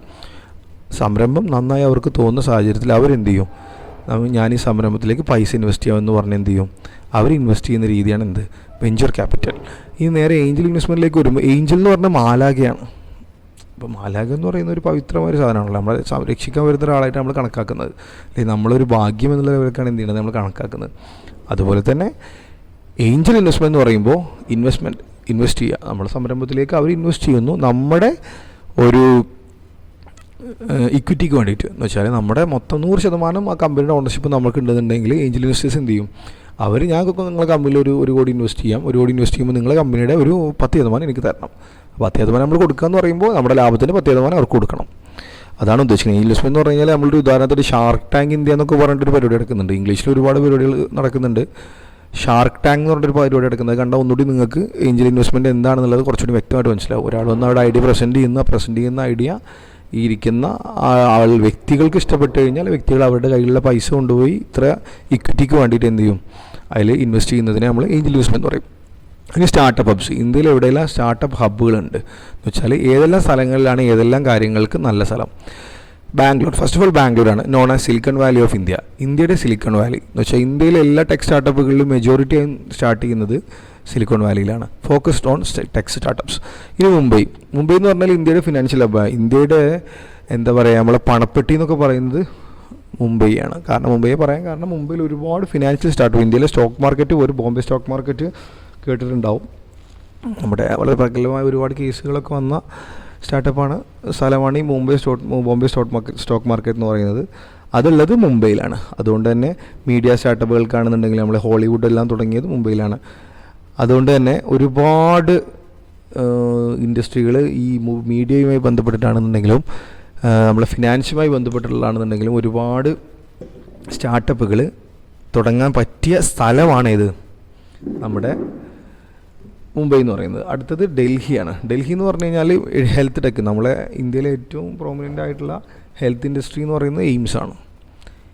എയിംസ് എന്ന് പറയുന്നത് ഇന്ത്യയിലെ ഏറ്റവും ഗവൺമെൻറ് അതോറിറ്റിയിലുള്ള സംരംഭമാണ് എയിംസ് എന്ന് പറയുന്നത്. ഈ എയിംസ് ആണ് ഇന്ത്യയിലെ ഏറ്റവും നല്ല ഹോസ്പിറ്റലിനെ നമുക്ക് എണ്ണപ്പെട്ട് പറയാവുന്ന ഒരു ഹോസ്പിറ്റൽ ഇതുള്ളത് ഡൽഹിയിലാണ്. അപ്പോൾ ഈ ഡൽഹി ആസ്ഥാനമായിട്ടാണ് ഹെൽത്ത് ഇൻഡസ്ട്രിയിൽ കൂടുതലായിട്ടും സ്റ്റാർട്ടപ്പുകൾ വരുന്നത്. അതേപോലെ തന്നെ കൊമേഴ്സുമായി ബന്ധപ്പെട്ടിട്ടും കൂടുതൽ സ്റ്റാർട്ടപ്പുകൾ വരുന്നത് ഈ ഫീൽഡിലാണ്. അടുത്ത ഹൈദരാബാദ് എന്ന് പറഞ്ഞു കഴിഞ്ഞാൽ ബയോടെക്കിന് ഏറ്റവും കൂടുതൽ, നമ്മളെ അടുത്ത് പറഞ്ഞ സെറം ഇൻസ്റ്റിറ്റ്യൂട്ടിൻ്റെയൊക്കെ കോവാക്സിൻ എല്ലാം രൂപീകരിക്കാൻ കാരണമായ സെറം ഇൻസ്റ്റിറ്റ്യൂട്ട് എല്ലാം അവിടെയാണ് എന്ത് ചെയ്തിട്ടുള്ളത് ഹൈദരാബാദിലാണ്. പിന്നെ ഡീപ് ടെക്നോളജി എന്ന് പറഞ്ഞു കഴിഞ്ഞാൽ കുറച്ചുകൂടി ടെക്നോളജിയുടെ അഡ്വാൻസ്ഡ് വേർഷൻസ് എല്ലാം കുറച്ചുകൂടി ചെന്നൈ തമിഴ്നാട്ടിലുള്ള ആളുകൾക്ക് കുറച്ചുകൂടി ടെക്നോളജിയുമായി ബന്ധപ്പെട്ട് കുറച്ചുകൂടി ഒരു താല്പര്യം ഉണ്ടാവുകൊണ്ടായിരിക്കാം അവിടെ കുറച്ചുകൂടി നല്ല രീതിയിൽ ഡീപ് ടെക് പോലെയുള്ള കാര്യങ്ങളെല്ലാം വരുന്നത്. കോവർക്കിംഗ് സ്പേസസ് എന്ന് പറഞ്ഞു കഴിഞ്ഞാൽ നമ്മൾ ഒരു ഓഫീസ് ഏരിയ പ്രൊവൈഡ് ചെയ്യുന്നു. ആ ഓഫീസ് ഏരിയയിൽ എന്ത് ചെയ്യണോ, ഒരുപാട് കമ്പനികളുണ്ടായിരിക്കും. എന്ന് വെച്ചാൽ ഇപ്പോൾ ഒരു ലാബ് കൺസിഡർ ചെയ്യുമ്പോൾ ആ ലാബിലുള്ള ഓരോ സിസ്റ്റവും ഓരോ കമ്പനിയായിട്ട്, എന്ന് വെച്ചാൽ നമുക്ക് എന്ത് ചെയ്യേണ്ട, വലിയൊരു ഓഫീസ് സ്പേസോ ഒന്നും വേണ്ട, നമ്മൾ എന്ത് ചെയ്യണം, ഒരു സിസ്റ്റം ഒരു ക്യാബിനും കൊടുത്ത് അവരെന്ത് ചെയ്യണു, ഒരു ഓഫീസ് എന്ന് പറയുന്ന ഒരു പ്രോപ്പർ സ്ട്രക്ചറിലേക്ക് മൊത്തം ആ ഒരു പ്ലേസിനെ ഗവൺമെൻറ് എന്ത് ചെയ്യും, മുറിച്ച് ഓരോരോ ഓഫീസസ് ആയിട്ട് കൊടുക്കും. ഈ ഓഫീസ് നമ്മൾ ഉണ്ടാകുമ്പോൾ നമുക്ക് എന്ത് ചെയ്യാം, നമ്മുടെ അഡ്രസ്സിൽ ആ ഓഫീസ് സ്പേസ് എന്ത് ചെയ്യാൻ പറ്റും, ആഡ് ചെയ്യാൻ പറ്റും. ഈ ഗവൺമെൻറ് എന്ത് ചെയ്യുക, നല്ല നല്ല പോളിസികൾ കൊണ്ടുവരിക, സ്റ്റാർട്ടപ്പുകൾക്ക് അനുയോജ്യമായ പോളിസികൾ. FFS എന്ന് പറയുന്നത് ഫണ്ട്സ് ഫോർ സ്റ്റാർട്ടപ്സ്. അതിനാവശ്യമായിട്ടുള്ള ഫണ്ട് എന്ത് ചെയ്യും, ഇവർ തരും, നമ്മുടെ ഗവൺമെൻറ് തരും. അപ്പോൾ പോളിസി അതൊക്കെ ഗവൺമെൻറ് കൊണ്ടുവരുന്ന സപ്പോർട്ടീവ് പോളിസീസാണ്. ഇവൻറ്റ്സ് ആൻഡ് നെറ്റ്വർക്ക്സ്, നമ്മളെ ഗ്ലോബൽ സമ്മിറ്റുകൾ, അതേപോലെ തന്നെ കോൺക്ലേവുകൾ, ഇതെല്ലാം മാക്സിമം നടത്തുന്നത് തന്നെ സംരംഭകരെ പ്രൊമോട്ട് ചെയ്യാൻ വേണ്ടിയിട്ടാണ്. പിന്നെ ഗ്രോയിങ് ടാലൻറ്റ് പൂൾ. നമ്മുടെ നാട്ടിലുള്ള കുട്ടികളെ ടെക് സേവി ആയിട്ടുള്ള നല്ല ടെക്കുമായി ബന്ധപ്പെട്ടിട്ട് നല്ല താല്പര്യമുള്ള കുട്ടികളെ നമ്മൾ എന്ത് ചെയ്യാം, ഈ ഇൻഡസ്ട്രിയിലേക്ക് കൂടുതൽ നമ്മൾ കൊണ്ടുവരുമ്പോൾ, കൂടുതൽ ഇതിന് എക്സ്പോഷർ കൊടുക്കുമ്പോൾ കുട്ടികൾ എന്ത് ചെയ്യും, ആ രീതിയിലേക്ക് മാറ്റം വരും. Emerging trends. ഒരു സംരംഭങ്ങൾ തുടങ്ങുകയാണെന്നുണ്ടെങ്കിൽ ഏറ്റവും നല്ല രീതിയിൽ നമുക്കതിനെ ഒരു സക്സസ് ആക്കി എടുക്കണമെന്നുണ്ടെങ്കിൽ കുറച്ചുകൂടി നല്ലത് ഇന്ന കാര്യങ്ങൾ ശ്രദ്ധിക്കുന്നതായിരിക്കും. Focus on tier 2 and tier 3 cities for expanding market. ഈ ടയർ 1 സിറ്റീസ് എന്നൊക്കെ പറഞ്ഞു കഴിഞ്ഞാൽ നല്ല ഹൈടെക് മെട്രോ സിറ്റികളായിരിക്കും. അതിൽ നിന്ന് ഫോക്കസ് ചെയ്യാതെ ഒന്നുകൂടിയും അതിൻ്റെ താഴെയുള്ള മെട്രോ ഒന്നും ഇല്ലാത്ത കുറച്ചുകൂടി ഒരു എമർജിങ് ആയിട്ടുള്ള സിറ്റീസുകൾ കോൺസെൻട്രേറ്റ് ചെയ്യുമ്പോൾ നമുക്ക് എന്ത് ഗുണം കിട്ടും, ആ സിറ്റി എക്സ്പാൻഡ് ചെയ്യുന്നത് കൂടെ തന്നെ നമ്മൾ എന്ത് ചെയ്യും, എക്സ്പാൻഡ് ചെയ്യും. ഫീമെയിൽ എൻ്റർപ്രണർഷിപ്പിന് എന്ത് ചെയ്യുക, കുറച്ചുകൂടി പ്രാധാന്യങ്ങൾ കൊടുക്കുക. Growth of social enterprise aim to solving societal challenges. Social enterprises എന്ന് വെച്ചാൽ സമൂഹത്തിലുള്ള പ്രശ്നങ്ങളിൽ പരിഹാരം കാണുന്ന രീതിയിലുള്ള സംരംഭങ്ങൾ എന്ത് ചെയ്യുക, കൊണ്ടുവരിക. ആളുകളുടെ ഇൻട്രസ്റ്റ് കൂടി വരികയാണ് എന്ത് വിഷയങ്ങളിൽ, മെറ്റാവേഴ്സ്, വെബ്3 പോലെയുള്ള സ്റ്റാർട്ടപ്പുകളിലേക്ക്. ഇനി നമുക്ക് എന്താണ് എൻ്റർപ്രണർ, എന്താണ് ഒരു ഇൻട്രാപ്രനോർ, എന്താണ് മാനേജേഴ്സ്, ഈ മൂന്നാളുകളും പലപ്പോഴും എന്ത് ചെയ്യും, ഈ മൂന്നാളുകളും തമ്മിൽ പലർക്കും എന്തുണ്ടായിരിക്കും, ഒരു ക്ലാരിറ്റി ഉണ്ടായിരിക്കില്ല. ഇതൊക്കെ എന്താണെന്നുള്ളൊരു സംശയം ഉണ്ടായിരിക്കും. അതുകൊണ്ട് തന്നെ ഇത് ഓരോന്നും എന്താണ് എന്നുള്ളത് എന്ത് ചെയ്യാം, നമുക്കൊന്ന് മനസ്സിലാക്കാം. ഫസ്റ്റ് ഓഫ് ഓൾ എൻ്റർപ്രണർ എന്ന് പറഞ്ഞു കഴിഞ്ഞാൽ നമ്മളിപ്പോൾ ചർച്ച ചെയ്തുകൊണ്ടിരിക്കുന്ന ഈ വിഷയങ്ങൾ ചെയ്യുന്ന ആളെയാണ് എന്ത് പറയാം, എൻ്റർപ്രണർ എന്ന് പറയാം. അവരാരാണ്? someone who starts their own business, takes risks, brings new ideas to life. ഒരു ആശയം നിങ്ങളുടെ മനസ്സിലുണ്ട് എന്നുണ്ടെങ്കിൽ ആ ആശയത്തെ ജീവനാക്കി മാറ്റുന്നത്, ഒരു ഐഡിയ പുറത്തേക്ക് കൊണ്ടുവരുന്നത് ഒരു സംരംഭകനാണ്. എൻ്റർപ്രണർ എന്ന് പറയുന്ന ആളാണ്. അയാൾ തന്നെ എന്ത് ചെയ്യണം, അതിന് ആവശ്യമായ റിസ്ക് കൊടുക്കണം. അയാളായിരിക്കും ആ കമ്പനിയുടെ ഓണറും ആയിരിക്കുക. ഇവരെന്താണ് ചെയ്യുന്നത്? ഒരു കമ്പനി എന്ത് ചെയ്യും, നിലത്ത് സ്ക്രാച്ച് ഒന്നുമല്ലാത്തൊരു സ്ഥലത്തു നിന്ന് ഒരു കമ്പനിയെ ഉണ്ടാക്കിയെടുക്കേണ്ടതും അതിലുണ്ടാകുന്ന പ്രശ്നങ്ങളും അതിലുള്ള ആവശ്യങ്ങളും എല്ലാം ചെയ്യുന്നത് ഇവരാണ്. ഇതാണ് ഇവരുടെ പണി. ഇവരുടെ മെയിൻ കീ ട്രേറ്റ് എന്ന് പറയുന്നത് റിസ്ക് ടേക്കറാണ്, ഇന്നോവേറ്ററാണ്. ഇവരൊരു ആശയം ഡെവലപ്പ് ചെയ്യുന്ന ആളുകളുമാണ് എന്ത്, അതേപോലെ തന്നെ അത് ആശയം ഡെവലപ്പാകാൻ ആവശ്യമായിട്ടുള്ള റിസ്ക്കും ഇവർ ഏറ്റെടുക്കും. അടുത്തത് ഇൻട്രാപ്രനോറാണ്. രണ്ടും തമ്മിൽ വലിയ പറയുമ്പോൾ മാറ്റില്ലെങ്കിലും പക്ഷേ ആശയങ്ങൾ വലിയ മാറ്റമുണ്ട്. ഇൻട്രാപ്രനർ എന്ന് പറഞ്ഞാൽ ആരാടാ? ഇയാളൊരു എംപ്ലോയിയാണ്. ഒരു കമ്പനിയുടെ ഉള്ളിലുള്ള ഒരു എംപ്ലോയിയാണ് ഇയാൾ. എന്നുവെച്ചാൽ ഒരു പണിക്കാരനാണ്. പക്ഷേ ഇയാൾ എന്താണ് ചെയ്യുന്നത്? ഇയാൾ ഇരുന്ന് എന്ത് ചെയ്യണം, പുതിയ ഐഡിയകൾ ക്രിയേറ്റ് ചെയ്യണം, പുതിയ പ്രൊജക്റ്റുകൾ ക്രിയേറ്റ് ചെയ്യണം, പുതിയ പ്രൊഡക്റ്റുകൾ ക്രിയേറ്റ് ചെയ്യണം. പക്ഷേ എന്തതിൽ ഗുണം എന്നറിയോ? ഇതൊന്നും ഇയാളുടെ പൈസയോ ഇയാളുടെ ടെൻഷനോ ഒന്നും ആക്കേണ്ട ആവശ്യമില്ല. എല്ലാം കമ്പനിയാണ്. കമ്പനിയുടെ റിസോഴ്സ് ഉപയോഗിച്ച് ഇയാൾ എന്ത് ചെയ്യുക, അതിൻ്റെ ഉള്ളിൽ ഇരുന്നിട്ട് എന്ത് ചെയ്യുക, മൊത്തം കാര്യങ്ങൾ ഉണ്ടാക്കിയെടുക്കുക. ഒരു എൻ്റർപ്രണർ ഉണ്ടാക്കുന്ന അതേപോലെ തന്നെ എല്ലാം ഉണ്ടാക്കിയെടുക്കുക. പക്ഷേ കമ്പനി എന്ത് ചെയ്യും, ഇയാൾക്ക് ആവശ്യമായിട്ടുള്ള റിസോഴ്സും പ്രൊവൈഡ് ചെയ്യും. ഇയാളുടെ ഗുണം എന്ന് പറയുന്നത് ഇന്നോവേറ്റർ വിത്തിൻ എ ടീം. ഒരു ടീമിൻ്റെ ഉള്ളിലുള്ള ഇന്നോവേറ്ററാണ് ഇയാൾ. എന്ന് വെച്ചാൽ ഒരു കൂട്ടത്തിൻ്റെ ഉള്ളിൽ, അല്ലാണ്ട് എന്തല്ല നമ്മൾ എൻ്റർപ്രണർ പോലെ എല്ലാ റിസ്ക്കും ഏറ്റെടുക്കുന്ന ഒരാളല്ല എൻ്റർപ്രണർ എന്ന് പറയുന്ന ഈ ഒരു കൂട്ടം. അടുത്തത് മാനേജർ എന്ന് പറഞ്ഞാൽ എന്താണ് ഒരു മാനേജർ പ്രൊസസ് എന്ന് പറഞ്ഞു കഴിഞ്ഞാൽ A person who organises and Leeds A team and or department in A company. ഒരു ടീമിനെയോ ഒരു ഡിപ്പാർട്ട്മെൻറ്റിനെയോ ഒരു കമ്പനിയിലുള്ള ഈ ഒരു ടീമിനെയോ ഡിപ്പാർട്ട്മെൻറ്റിനെയോ ഓർഗനൈസ് ചെയ്യുക. ഇന്നത് കാര്യം ഇങ്ങനെ ചെയ്യുക, ഇന്ന കാര്യം ഇങ്ങനെ ചെയ്യുക എന്ന് പറഞ്ഞ് ഓർഗനൈസ് ചെയ്യുന്ന ആളാണ് ആര്, മാനേജർ എന്ന് പറയുന്നത്. ഇവരെന്താണ് ചെയ്യുന്നത്? എല്ലാം സ്മൂത്തായി റൺ ചെയ്യുന്നുണ്ടോ, ഞാൻ പറഞ്ഞ കാര്യങ്ങളെല്ലാം നടക്കുന്നുണ്ടോ, കമ്പനിയുടെ ഉദ്ദേശങ്ങളെല്ലാം നടക്കുന്നുണ്ടോ എന്ന് ആ എല്ലാ കാര്യങ്ങളും ചെക്ക് ചെയ്യുന്ന ആളാണ് ഒരു മാനേജർ എന്ന് പറഞ്ഞു കഴിഞ്ഞാൽ. ഇവരുടെ മെയിൻ കീ ട്രേറ്റ് എന്ന് പറയുന്നത് ഇവർ ഓർഗനൈസേഷൻ്റെ എഫിഷ്യൻസി പ്രോപ്പർ അല്ലേ എന്നുള്ളത് ഫോക്കസ് ചെയ്യലാണ് ഇവരുടെ പണി. ചുരുക്കത്തിൽ പറഞ്ഞാൽ എൻ്റർപ്രണേഴ്സ് എന്ന് പറഞ്ഞു കഴിഞ്ഞാൽ ബിസിനസ്സുകൾ ഉണ്ടാക്കിയെടുക്കുന്ന ആളുകളാണ്. ഇൻട്രാപ്രണേഴ്സ് എന്ന് പറഞ്ഞാൽ ഒരു കമ്പനിക്കുള്ളിൽ ആശയങ്ങൾ ഉണ്ടാക്കിയെടുക്കുന്ന ആളുകളാണ്. മാനേജേഴ്സ് എന്ന് പറഞ്ഞാൽ എല്ലാം റൺ ചെയ്യുന്നത് സ്മൂത്ത് അല്ലേ എന്ന് ചെക്ക് ചെയ്യുന്ന ആളുകളാണ്. അടുത്തത്, ഇനി ഒരു സംരംഭത്തിന് എന്തെല്ലാം കാര്യങ്ങൾ മോട്ടിവേറ്റഡ് ആവാം എന്ന് വെച്ചാൽ എന്ത് കാരണം കൊണ്ടാണ് നിങ്ങളൊരു സംരംഭകനാവാൻ തീരുമാനിക്കുന്നത്, സംരംഭം തുടങ്ങാൻ നിങ്ങളെ മോട്ടിവേറ്റ് ചെയ്യുന്ന വിഷയങ്ങൾ. First of all personal reasons ആണ്. പേഴ്സണൽ റീസൺസ് എന്ന് പറഞ്ഞു കഴിഞ്ഞാൽ എന്തെല്ലാം ആവാം പേഴ്സണൽ റീസൺസ്. പാഷൻ ആവാം, ഒരു ഇതിനോടുള്ള അതിയായ ആഗ്രഹമാവാം. അടുത്തത്, എനിക്ക് ഒരു ഇൻഡിപെൻഡൻ്റ് ആവണം, സ്വന്തമായി ഞാൻ തന്നെ എനിക്കുള്ള തൊഴിൽ കണ്ടെത്തണം എന്നുള്ളൊരു താല്പര്യമാവാം.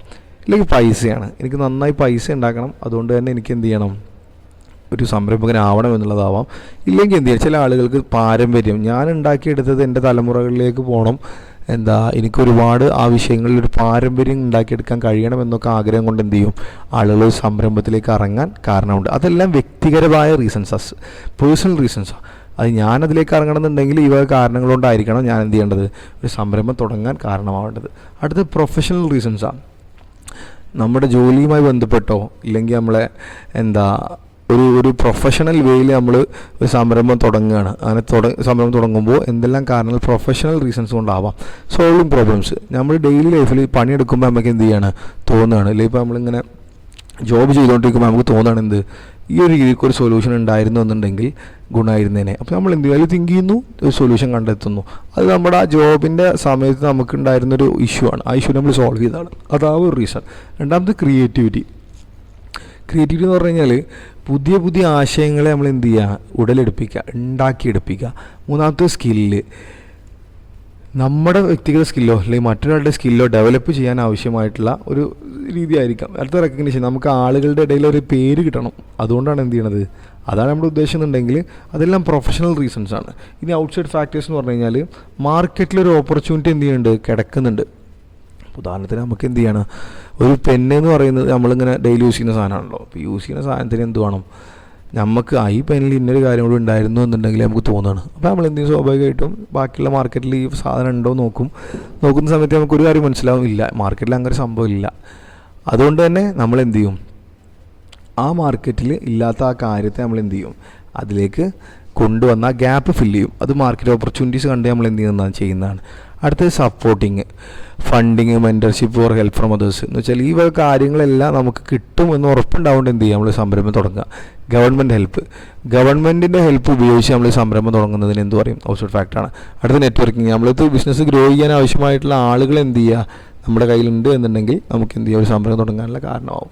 Social reason, make A difference and global impact, ഒരു മാറ്റം നമുക്ക് വേണം, സൊസൈറ്റിക്ക് ഒരു മാറ്റം വേണം എന്നുള്ളൊരു ആഗ്രഹം നമുക്ക് ഉണ്ടാവുകൊണ്ടാണ് എന്ത് ചെയ്യുന്നത്, നമ്മൾ ആ ഒരു സ്റ്റാർട്ടപ്പ് തുടങ്ങാൻ കാരണമാകുന്നത്.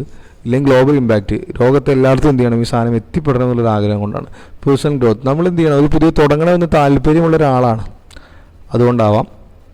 ഒരു നല്ലൊരു ത്രില്ലിംഗ് ആയിട്ടൊരു ലൈഫ് സ്റ്റാർട്ട് ചെയ്യണം താല്പര്യമുള്ള ആളാകൊണ്ടായിരിക്കാം. അല്ലെങ്കിൽ achievement, seeing your idea succeed, നമുക്ക് ആ സാധനം നമ്മൾ ചായ ഉണ്ടാക്കി നമുക്ക് കുടിക്കുമ്പോൾ തന്നെ നമുക്കൊരു സന്തോഷം കിട്ടില്ലേ, അതെന്തുകൊണ്ടാണ്, നമുക്ക് ആ ഒരു സക്സസ് നമ്മൾ കണ്ണിൻ്റെ മുന്നിൽ നമ്മൾ കാണുകയാണ്, ആ ഒരു സന്തോഷം നമ്മൾ കാണുകയാണ്. ആ സന്തോഷത്തിന് വേണ്ടിയിട്ട് എന്ത് ചെയ്യാം, നമ്മളൊരു സ്റ്റാർട്ടപ്പ് തുടങ്ങാൻ കാരണമായേക്കാം.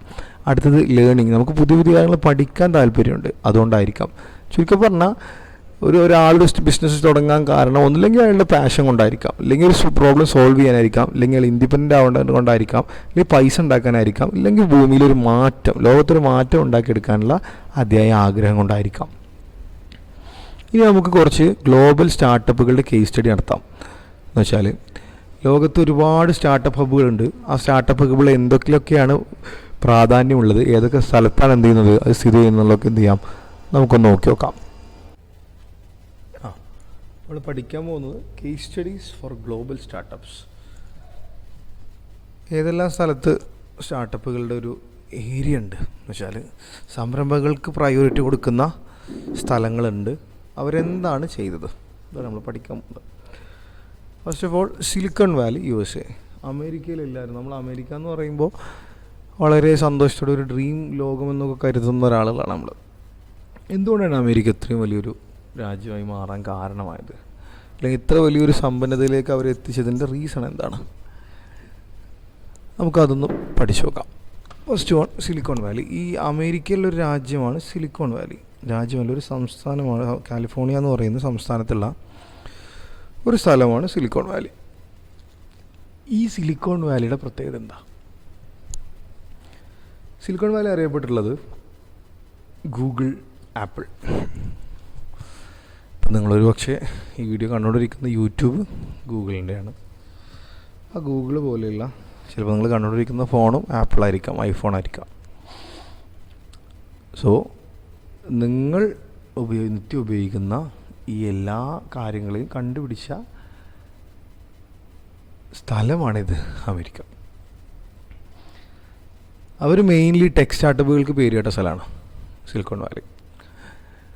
ഒരുവിധം എല്ലാ മെയിൻ സ്ട്രീം ഫേസ്ബുക്ക് ആണെങ്കിലും ഇൻസ്റ്റാഗ്രാം ആണെങ്കിലും എല്ലാം ക്രിയേറ്റ് ചെയ്തത് ഈ അമേരിക്കയിലെ സിലിക്കൺ വാലി എന്നാണ്.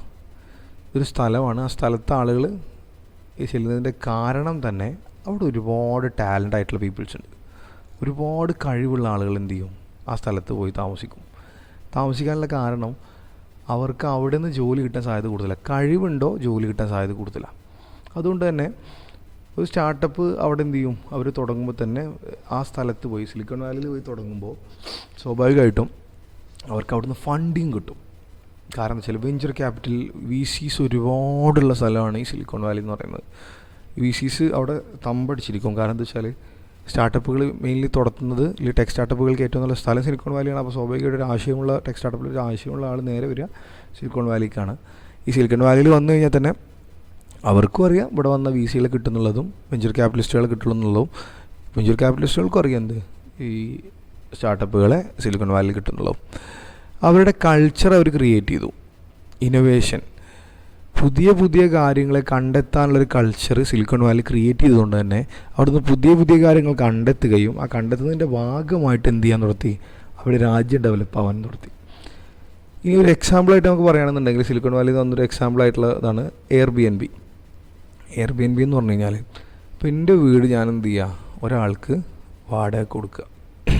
ഉദാഹരണത്തിന് ഇപ്പോൾ ഞാൻ എൻ്റെ വീട്ടിൽ നിന്ന് 2 ദിവസം പുറത്തു പോയി നിൽക്കുന്ന ഒരാളാണ്. അപ്പോൾ ഞാൻ എന്ത് ചെയ്യും, ഇന്ന ദിവസം എൻ്റെ വീട് ഫ്രീ ആണെന്നുള്ളത് എയർബിഎൻബിയിൽ രജിസ്റ്റർ ചെയ്യും. അപ്പോൾ എയർബിഎൻബിയിൽ അന്ന് രജിസ്റ്റർ ചെയ്ത സമയത്ത് ഒരാൾ എന്ത് ചെയ്യണം, അതേ ദിവസം എനിക്ക് വീട് ആ സ്ഥലത്ത് വേണം എന്ന് അന്വേഷിക്കുമ്പോൾ എൻ്റെ വീട് കിട്ടും. സ്വാഭാവികമായിട്ടും അവർക്ക് എന്ത് ചെയ്യാൻ 2 ദിവസം എൻ്റെ വീട്ടിലൊന്ന് താമസിക്കാം. അപ്പോൾ എനിക്കും നഷ്ടമല്ല, എനിക്കതിനൊരു വരുമാനവും കിട്ടും, അവർക്ക് ഒരു ഉപകാരമാണ്. എല്ലാ സ്ഥലത്തും ലൊക്കാലിറ്റിയിൽ സ്ഥലങ്ങൾ കിട്ടുമെന്നുള്ളൊരു അഡ്വാൻറ്റേജും ഉണ്ട്. ഇനി അടുത്ത ടെലവീവ്, ഇസ്രായേലിലെ ടെലവീവ് എന്ന് പറഞ്ഞാൽ ഇസ്രായേലിലെ ക്യാപിറ്റലാണ് ടെലവീവ്. ഈ ഇസ്രായേലിലെ ടെലവീവ് എന്ന് പറയുന്ന സ്ഥലത്തിൻ്റെ പ്രത്യേകത എന്താ വെച്ചാൽ സൈബർ സെക്യൂരിറ്റിയുമായി ബന്ധപ്പെട്ട് അവർ നല്ല രീതിയിൽ മുന്നിലാണ്. ഒരു കാലത്ത് നമ്മൾ ഇപ്പോഴും ചെയ്യുന്നുണ്ടോ എന്ന് എനിക്ക് ഉറപ്പില്ല, ഇന്ത്യയിലുള്ള സിവിൽ ഓഫീസേഴ്സ് എന്ന് വെച്ചാൽ IPS പോലെയുള്ള റേഞ്ചിലുള്ള ആളുകൾക്ക് ട്രെയിനിങ് കൊടുത്തിരുന്നത് ഇസ്രായേലാണ് സൈബർ സെക്യൂരിറ്റിയിൽ.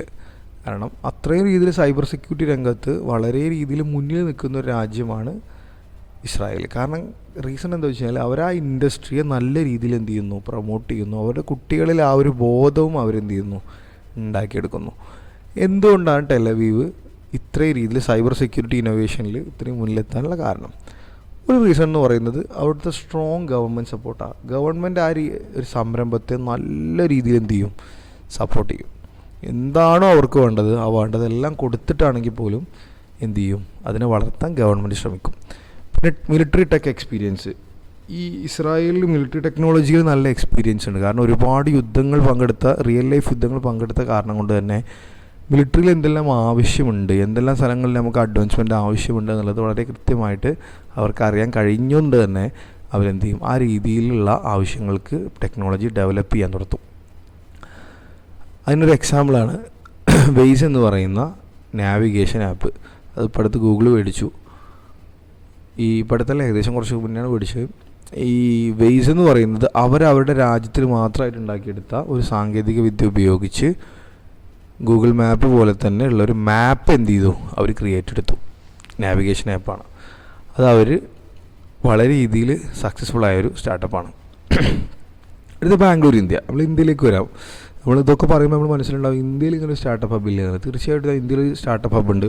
നമ്മൾ ഇന്ത്യ എന്ന് പറയുന്ന രാജ്യം ഏറ്റവും ചീപ്പായിട്ടും ഏറ്റവും എഫിഷ്യൻ്റായിട്ടും സോഫ്റ്റ്വെയറുകൾ ഡെവലപ്പ് ചെയ്യുന്ന അല്ലെങ്കിൽ ടെക്നിക്കൽ സപ്പോർട്ട് ചെയ്യുന്ന ഒരു രാജ്യമാണ്. നമ്മളെ വൻകിട കമ്പനികളായിട്ടുള്ള പല കമ്പനികളുടെയും കോൾ സെൻറ്റേഴ്സ് ഇന്ത്യയിലായിരിക്കും ഉണ്ടായിരിക്കുക. കാരണം എന്താ വെച്ച് കഴിഞ്ഞാൽ നമ്മളിവിടെ ടെക്നോളജിക്ക് അതൊരു സ്റ്റാർട്ടപ്പാണ്. പക്ഷേ കോൾ സെൻറ്റേഴ്സിൽ എഫിഷ്യൻ്റായിട്ട് കോളുകൾ എടുക്കാനും അതിന് സിസ്റ്റമാറ്റിക്കായിട്ട് നമ്മളെ കുറച്ചുകൂടി ഒരു അഡ്വാൻസ്ഡ് റോബോട്ടിക് സിസ്റ്റമൊക്കെ നമ്മൾ എന്ത് ചെയ്യുന്നുണ്ട്, ഇപ്പോൾ ഡെവലപ്പ് ചെയ്തുകൊണ്ടിരിക്കുന്നുണ്ട്, കറൻ്റ് റണ്ണിങ്ങുമാണ്. അപ്പോൾ ഇതിന് ഏറ്റവും ബെസ്റ്റ് ആയിട്ടുള്ള IT സ്റ്റാർട്ടപ്പുകൾക്കും ടെക്കുമായി ബന്ധപ്പെട്ടുള്ള സ്റ്റാർട്ടപ്പുകൾക്കും ഏറ്റവും അനുയോജ്യമായ സ്ഥലം ഇന്ത്യയാണ്. കാരണം എന്താ വെച്ചാൽ അഫോർഡബിൾ ടാലൻറ്റാണ്. നല്ല കഴിവുള്ള ആളുകൾ, ഒരുപാട് ആളുകൾ തിങ്ങി താമസിക്കുന്ന ഒരു സ്ഥലത്ത് ഉറപ്പായിട്ടും കഴിവുള്ള കുറച്ച് ആളുകളുണ്ടാവും. ആ കാരണം കൊണ്ട് തന്നെ നമ്മുടെ നാട്ടിൽ വേജസ് കുറവാണ്. ഇപ്പോൾ അമേരിക്കയിൽ 1 ലക്ഷം രൂപ കൊടുത്ത് ചെയ്യുന്നൊരു പണി നമ്മുടെ നാട്ടിൽ എന്ത് ചെയ്യാൻ കഴിയും, 50,000-ലും താഴെ ചെയ്യാൻ കഴിയും. അതേ പണി, സെയിം പണി സ്കില്ലുള്ള ആളുകൾ, അതിലും സ്കില്ലുള്ള ആളുകൾ വെച്ച് എന്ത് ചെയ്യാൻ കഴിയും, ഇവിടെ ചെയ്യാൻ പറ്റും. പിന്നെ അതേപോലെ തന്നെ ഗവൺമെൻറ് പ്രോഗ്രാംസ്, ഗവൺമെൻറ് എന്ത് ചെയ്യുന്നു, ബാംഗ്ലൂരിലുള്ള ഈ ഇൻഡസ്ട്രി ഡെവലപ്പ് ചെയ്യാൻ വേണ്ടി ഒരുപാട് പ്രോഗ്രാംസ് എന്ത് ചെയ്യുന്നുണ്ട്, കൊണ്ടുവരുന്നുണ്ട്. അതിനൊരു എക്സാമ്പിളാണ് ഫ്ലിപ്കാർട്ട്. ഇന്ത്യയിലെ ഏറ്റവും ടോപ്പായിട്ടുള്ള ഓൺലൈൻ കച്ചവട സ്ഥാപനമാണ് ഫ്ലിപ്കാർട്ട്. അതിന് കാരണക്കാരായത് ബാംഗ്ലൂരിലെ സ്റ്റാർട്ടപ്പ് എൻവയോൺമെൻറ്റാണ്. അടുത്തത് ഷെൻസൻ ചൈന. ഷെൻസൻ ചൈന എന്ന് പറയുന്നത് ഒരു 5D സിറ്റി എന്നാണ് അറിയപ്പെടുക. ഷെൻസൻ ചൈന എന്ന് പറഞ്ഞു കഴിഞ്ഞാൽ ചൈനയിലുള്ളൊരു ഒരു ഒരു ഒരു ഒരു എന്താ പറയുക, ഒരു മാസ്മരിക ലോകമാണ് ഈ ഷെൻസൻ എന്ന് പറയുന്ന സ്ഥലം. നമ്മൾ യൂട്യൂബിലൊക്കെ അടിച്ചു കൊടുത്ത ഷെൻസൻ നമുക്ക് കാണാൻ പറ്റും. Mainly known for hardware and electronics. ഹാർഡ്വെയറിലും ഇലക്ട്രോണിക്സ് ഇൻഡസ്ട്രിയിൽ നല്ല രീതിയിൽ ബൂമിംഗ് ആയിട്ടുള്ളൊരു ഏരിയയാണ് ഷെൻസൻ ചൈന. എന്തുകൊണ്ടാണ് അവർക്ക് അത്രയും രീതിയിലുള്ള ഒരു ഇൻഡസ്ട്രി ഡെവലപ്പ് ചെയ്യാൻ കഴിഞ്ഞത്? ഫാസ്റ്റ് പ്രോട്ടോടൈപ്പിംഗ് കേട്ടിട്ടുണ്ടോ? പ്രോട്ടോടൈപ്പിംഗ് എന്ന് പറഞ്ഞു കഴിഞ്ഞാൽ നമ്മളൊരു വർക്കിംഗ് മോഡൽ ക്രിയേറ്റ് ചെയ്യുന്നതിന് പ്രോട്ടോടൈപ്പിംഗ് എന്ന് പറയും. അതേ വർക്കിംഗ് മോഡൽ ക്രിയേറ്റ് ചെയ്യാൻ നമുക്ക് പെട്ടെന്ന് കഴിഞ്ഞാലോ? നമ്മളൊന്ന് ചിന്തിച്ച് നോക്കുക. എൻ്റെ ഒരു ആശയമുണ്ട്, ഈ ആശയത്തെ എന്ത് ചെയ്യണം? എനിക്ക് ഇംപ്ലിമെൻറ്റ് ചെയ്യണമെന്നുണ്ടെങ്കിൽ എനിക്ക് ആ സാധനത്തിൻ്റെ ഒരു വർക്കിംഗ് മോഡൽ വേണം. എന്താശയത്തിന് നമ്മൾ ഫസ്റ്റ് ക്രിയേറ്റ് ചെയ്യേണ്ടത്, സ്റ്റേജുകൾ വെച്ച് നോക്കുമ്പോൾ നമ്മൾ ക്രിയേറ്റ് ചെയ്യേണ്ടത് ഒരു വർക്കിംഗ് മോഡലാണ്. 4th സ്റ്റേജിലൊക്കെ അപ്പോൾ വർക്കിംഗ് മോഡൽ പെട്ടെന്ന് നമുക്ക് ക്രിയേറ്റ് ചെയ്യാൻ പറ്റുകയാണെന്നുണ്ടെങ്കിൽ ആലോചിച്ച് നോക്കുക. പെട്ടെന്ന് അതിൽ ഫ്ലോസ് കണ്ടെത്താൻ, പെട്ടെന്ന് തന്നെ അതിനെ അപ്ഡേറ്റ് ചെയ്യാൻ പറ്റും. ആ ഒരു രീതിയാണ് എന്ത് ചെയ്യുന്നത് ഷെൻസൻ ചൈനയിലാണ് എന്ത് ചെയ്യുന്നത് ഉള്ളത്. അതുകൊണ്ട് തന്നെ പെട്ടെന്ന് ഇൻഡസ്ട്രിയിലേക്ക് എന്ത് ചെയ്യാൻ പറ്റും? കൊണ്ടുവരാൻ കഴിയും പുതിയ അപ്ഡേറ്റ്സ്. അതിനൊരു എക്സാമ്പിളാണ് DJI. നമ്മളെല്ലാവരും ഉപയോഗിക്കുന്ന ക്യാമറ ഡ്രോൺ എന്ന് പറയുന്നൊരു പരിപാടി ഉണ്ടല്ലോ. ഇപ്പോൾ കല്യാണങ്ങൾക്ക് മെയിൻലി നല്ല ക്വാളിറ്റി വീഡിയോ ഏറ്റവും നന്നായി ഷൂട്ട് ചെയ്ത് നല്ല ഡ്രോൺ ടെക്നോളജി ഉള്ളത് DJIക്കാണ്.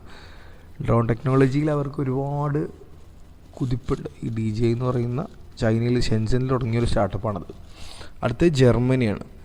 ജർമ്മനി എന്ന് പറഞ്ഞു കഴിഞ്ഞാൽ കൂടുതലും അറിയപ്പെടുന്നത് ക്രിയേറ്റീവ് സ്റ്റാർട്ടപ്പ് ആൻഡ് ഫിൻടെക് ആണ്. ഫിനാൻഷ്യൽ ടെക്നോളജിയിലും പുതിയ ക്രിയേറ്റീവായിട്ട് സ്റ്റാർട്ടപ്പ്, കുറച്ചുകൂടി നല്ല സ്റ്റാർട്ടപ്പുകൾ, ക്രിയേറ്റീവായിട്ടുള്ള സ്റ്റാർട്ടപ്പുകൾ വരുന്നത് ജർമ്മനിയിൽ നിന്നാണ്. അതിനാണ് ഏറ്റവും അവർ പേരിട്ടുള്ളത്. എന്തുകൊണ്ടാണ് അങ്ങനെ സ്റ്റാർട്ടപ്പുകൾ അവിടെ വരാൻ കാരണം? അവിടെ ലിവിങ് വില കുറവാണ്, എന്നുവെച്ചാൽ താമസിക്കാനുള്ള ചിലവ് വളരെ കുറവാണ്. അതുപോലെ തന്നെ ഗവൺമെൻറ് ഗ്രാൻറ്റ്സ്, ഗവൺമെൻറ് എന്ത് ചെയ്യും? ഈ സ്റ്റാർട്ടപ്പിലേക്ക് നല്ല ഫണ്ട് എന്ത് ചെയ്യും? പൂൾ ചെയ്യും. പിന്നെ നല്ല കൾച്ചറും ആണ്. ഈ കാരണങ്ങളുകൊണ്ടാണ്.